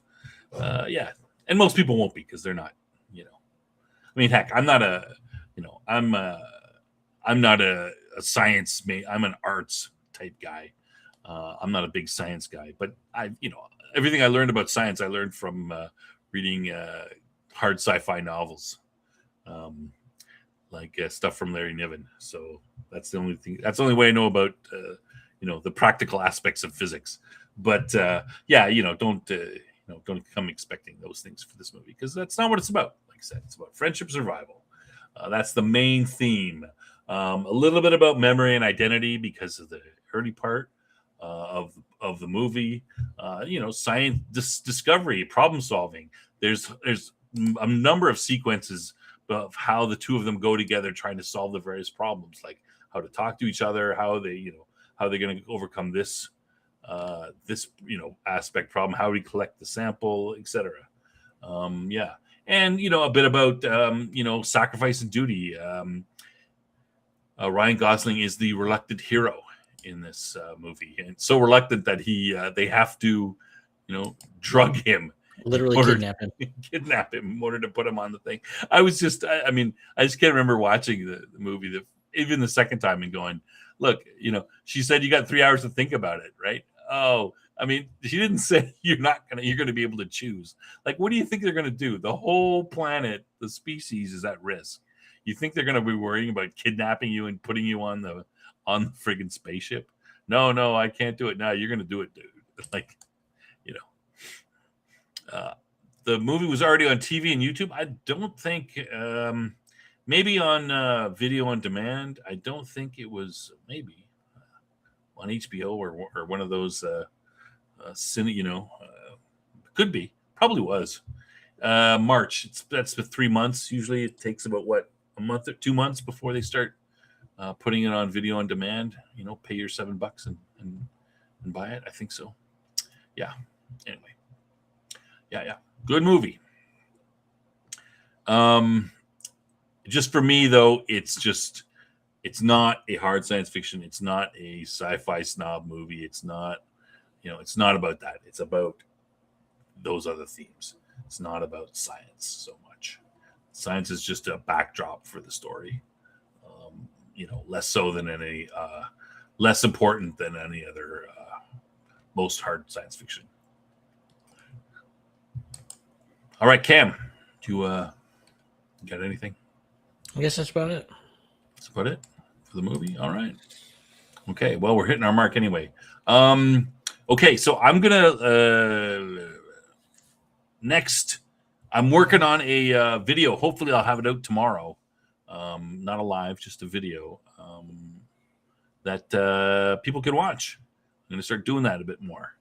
So that look for that tomorrow. I think I might put it out for members first, and then it'll come out for everybody else soon after that. But you got members? That.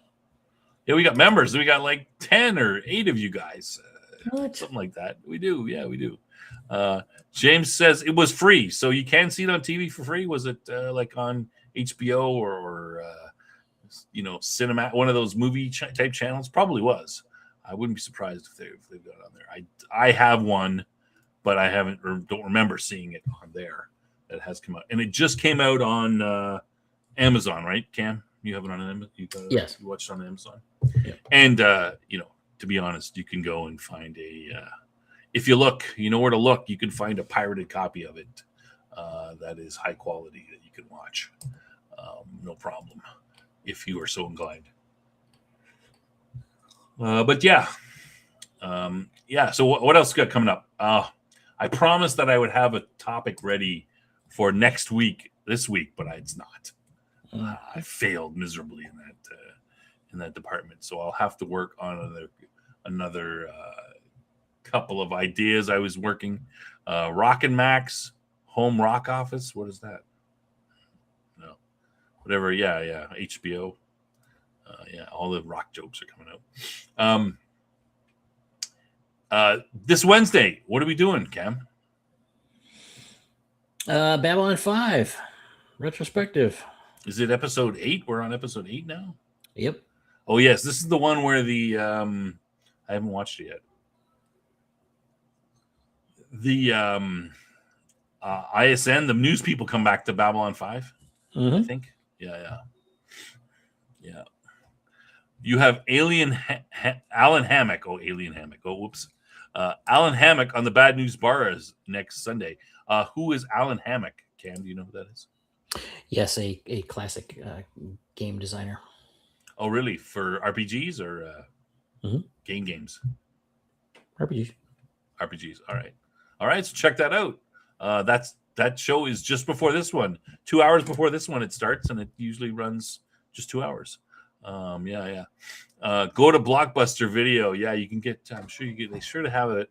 Project Nomura at Blockbuster. Yeah. Do we have to talk about that episode? Yes, we do. We have to follow the rules. We're going to talk about it. Didn't like it, eh, Jeff? I haven't seen it, so I don't know myself. But yeah. All right. Just as a quick plug, you should check out Bad News Bards, the Bad News Bards channel. We had a great discussion this evening before this show with our friend Dean. Oh, Dean was on. Mm-hmm. Oh, I missed it. I was prepping for this show. What was Dean talking about? Well, we were discussing categorizing games throughout the ages. Really? Yes. The idea is that my idea is that I think people oversimplify. It's like, oh, that's old school or that's modern, and really don't pay attention to the details. So I like to dig into the details. Yeah. It makes sense. All right, Dean's channel right there. Okay, yeah. I have to. We would like a little bit of feedback from our regular viewers, anybody, in fact, but you guys for sure. Let us know what what you like about what your favorite or least favorite types of shows we're doing here. Hey, do you like movie night? I think most people like movie night. I think that's good, but for sure, tell us if you do or you don't. Do you like, what would you like to see? More interviews? Should I bring more people on talking about various topics? What do you like about the show? What should we do because we're kind of just sitting here. I mean, we got 10 viewers. That's good. But, it'd be nice if we grow a little bit. We are kind of stagnant and stop. And something, if you don't keep moving forward. Cam has a lot of work to do. Yes. Would Backrooms be classified as sci-fi horror or is it even sci-fi? I have not seen Backrooms. I'm not a big horror fan. What is Backrooms about anyway? It's pretty sad because it's about the Backrooms. I keep talking about this movie. I've been watching how well the movie's been doing, but I really don't know what it's about. Obsession's a little easier. It's about obsession, right? So I don't even know what's Backrooms about. Cam, do you know? It's about the Backrooms.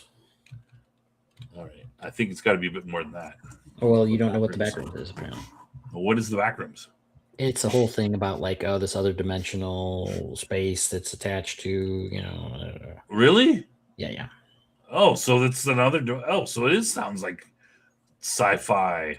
Well, it is very horror themed, though. It's like just after the show, look up the Backrooms on the YouTubes, and you will find. Okay, exactly what it's about. I'm looking it up here. The Backrooms is a fictional location invented in a 2019 thread on 4chan, usually portrayed as an impossibly large extra-dimensional complex of empty rooms existing by accessed by exiting reality. They're one of the best examples of liminal space aesthetic and the creepy pasta genre. I don't know what that is. Correlated around the internet. It's really, I don't like scary stuff, man. Yeah. So that sounds like basically kind of like the TARDIS, right? That kind of. I mean, the TARDIS not quite, but so it's a bunch of extra dimensional backrooms that are made. That's kind of cool. But if they turn it into horror, I'd like to see it into sci-fi. Liminal spaces, internet fan fiction. Yeah. Movie night is great. Oh, Neutron likes movie night. All right, good. Someone likes it. Okay, so so I don't know. That's so the movie, The Backrooms. Or are you actually? I guess JT was just talking about Backrooms in general, not the movie per se, right? I hadn't been aware of this. I don't hang out at 4chan. It makes sense. I mean, it doesn't sound like it's not a hugely original concept in science fiction. A bunch of extra dimensional reality spaces that exist outside the universe. I mean, that's been done many different times in a bunch of different ways in various science fiction. But it's a good idea. I mean, it's a little bit more specific than but all right. Okay, good. Movie night's great. All right, so we keep movie night, Cam. Just got to work on the other stuff. And what's next for movie night? Are we going to do you want to do Andromeda Strain? Are you good with that? Sure. No, you don't want to do it? I thought you'd like that one. I said sure. I didn't. That wasn't very good. It wasn't very enthusiastic. If you have a better one, I'm open. If your accusation is I'm not very enthusiastic, guilty is charged. Okay, so we want to pick something different? That's okay. No, it's not the selection of the movie. What is it then? It's talking to me? We'll talk about it after. Oh, okay. Greg says, I love movie night. As long as I've seen the movie we're talking about. I love the commentary. Appreciate that. So with movie night, what we do is we try to pick some movie that you can see. So it's something that is available, and we usually leave a link for it. Something that's available on Internet Archive or somewhere. Don't usually have to pirate it. And this one was, a lot of people have, you can pirate this if you really want to. But it is on Amazon. You can see it legally, and a lot of people saw it anyway in the theater. So we thought we'd talk about this one. Is not one that we had with a specific link, but we thought we'd do this one. So good. So we usually pick something that you can see for free on the internet. Somewhere. And you can for Andromeda Strain. But if not, we don't do that. We'll find something else that fits the bill. Okay. All right. So Wednesday, anything, Cam, you want to mention else? Wednesday for Babylon 5? No. That's it. Don't listen to Jeff necessarily. Give it a watch anyway. What, Babylon? Oh, Babylon 5? Oh, yeah. I don't trust him. We don't. I don't follow him. No. All right. Okay. That's it for the show, everybody. Hope you enjoyed it. Did I forget anything? Nope. What about jokes? Cam, you got to remember, you can't forget jokes. Okay, so let's do some. What do you want? Alien jokes. We need to establish a rule. If you're past 1 o'clock, 1 o'clock, you don't get to do jokes. It's only 11:15. Yeah, Eastern time. We go with Eastern time on the show. Last warning. Last free one. Go ahead. Hit it. You got 2. Go. I'm gonna go make a hot pretzel. What's that? Nothing. Go ahead. This is okay. These ones are extra bad. What did the alien dad say at bedtime? I don't know. What did the alien dad say at bedtime? Time to planet yourself in bed. Good one. How does an alien dad tell jokes? I don't know. How does an alien dad tell jokes? He delivers them with space-tacular timing. That's Jeff's just here. Yeah. Is it? Oh, I thought it was bad. Yeah, Jeff's just here for the jokes. What do alien dads pack for lunch? For their kids, of course, not for themselves. I don't know. What do alien dads pack for lunch for their UFO Oreos and Marshmallows. See, I like all these. Seriously? Oh, you're just saying that because you're trying to get me to stop telling the jokes by saying he likes them. They're mildly humorous. Because he's supposed to not like them. Well, if you like them, then I guess I lose. I gotta wait. Greg's got a joke. 2 termites go into a bar. One looks at the other and says, "Is the bartender?" Oh, I get it. No, I don't get it. Okay, go on. Finish up. All right, that's it. Okay, that's it. Unless you want me to keep going. No, go ahead. You want more? No. I mean, no. those were pretty much the best of the worst. Gotta go. Yeah. All right. Thanks everybody for watching. Hopefully we'll see you Wednesday and next week. I hope you enjoyed the show. And yeah, leave us some feedback. Give us a like on the way out. Help us with that Al Gore ism that hates us. Yeah. And we'll see you next time. Good night, everyone. Good night, everybody.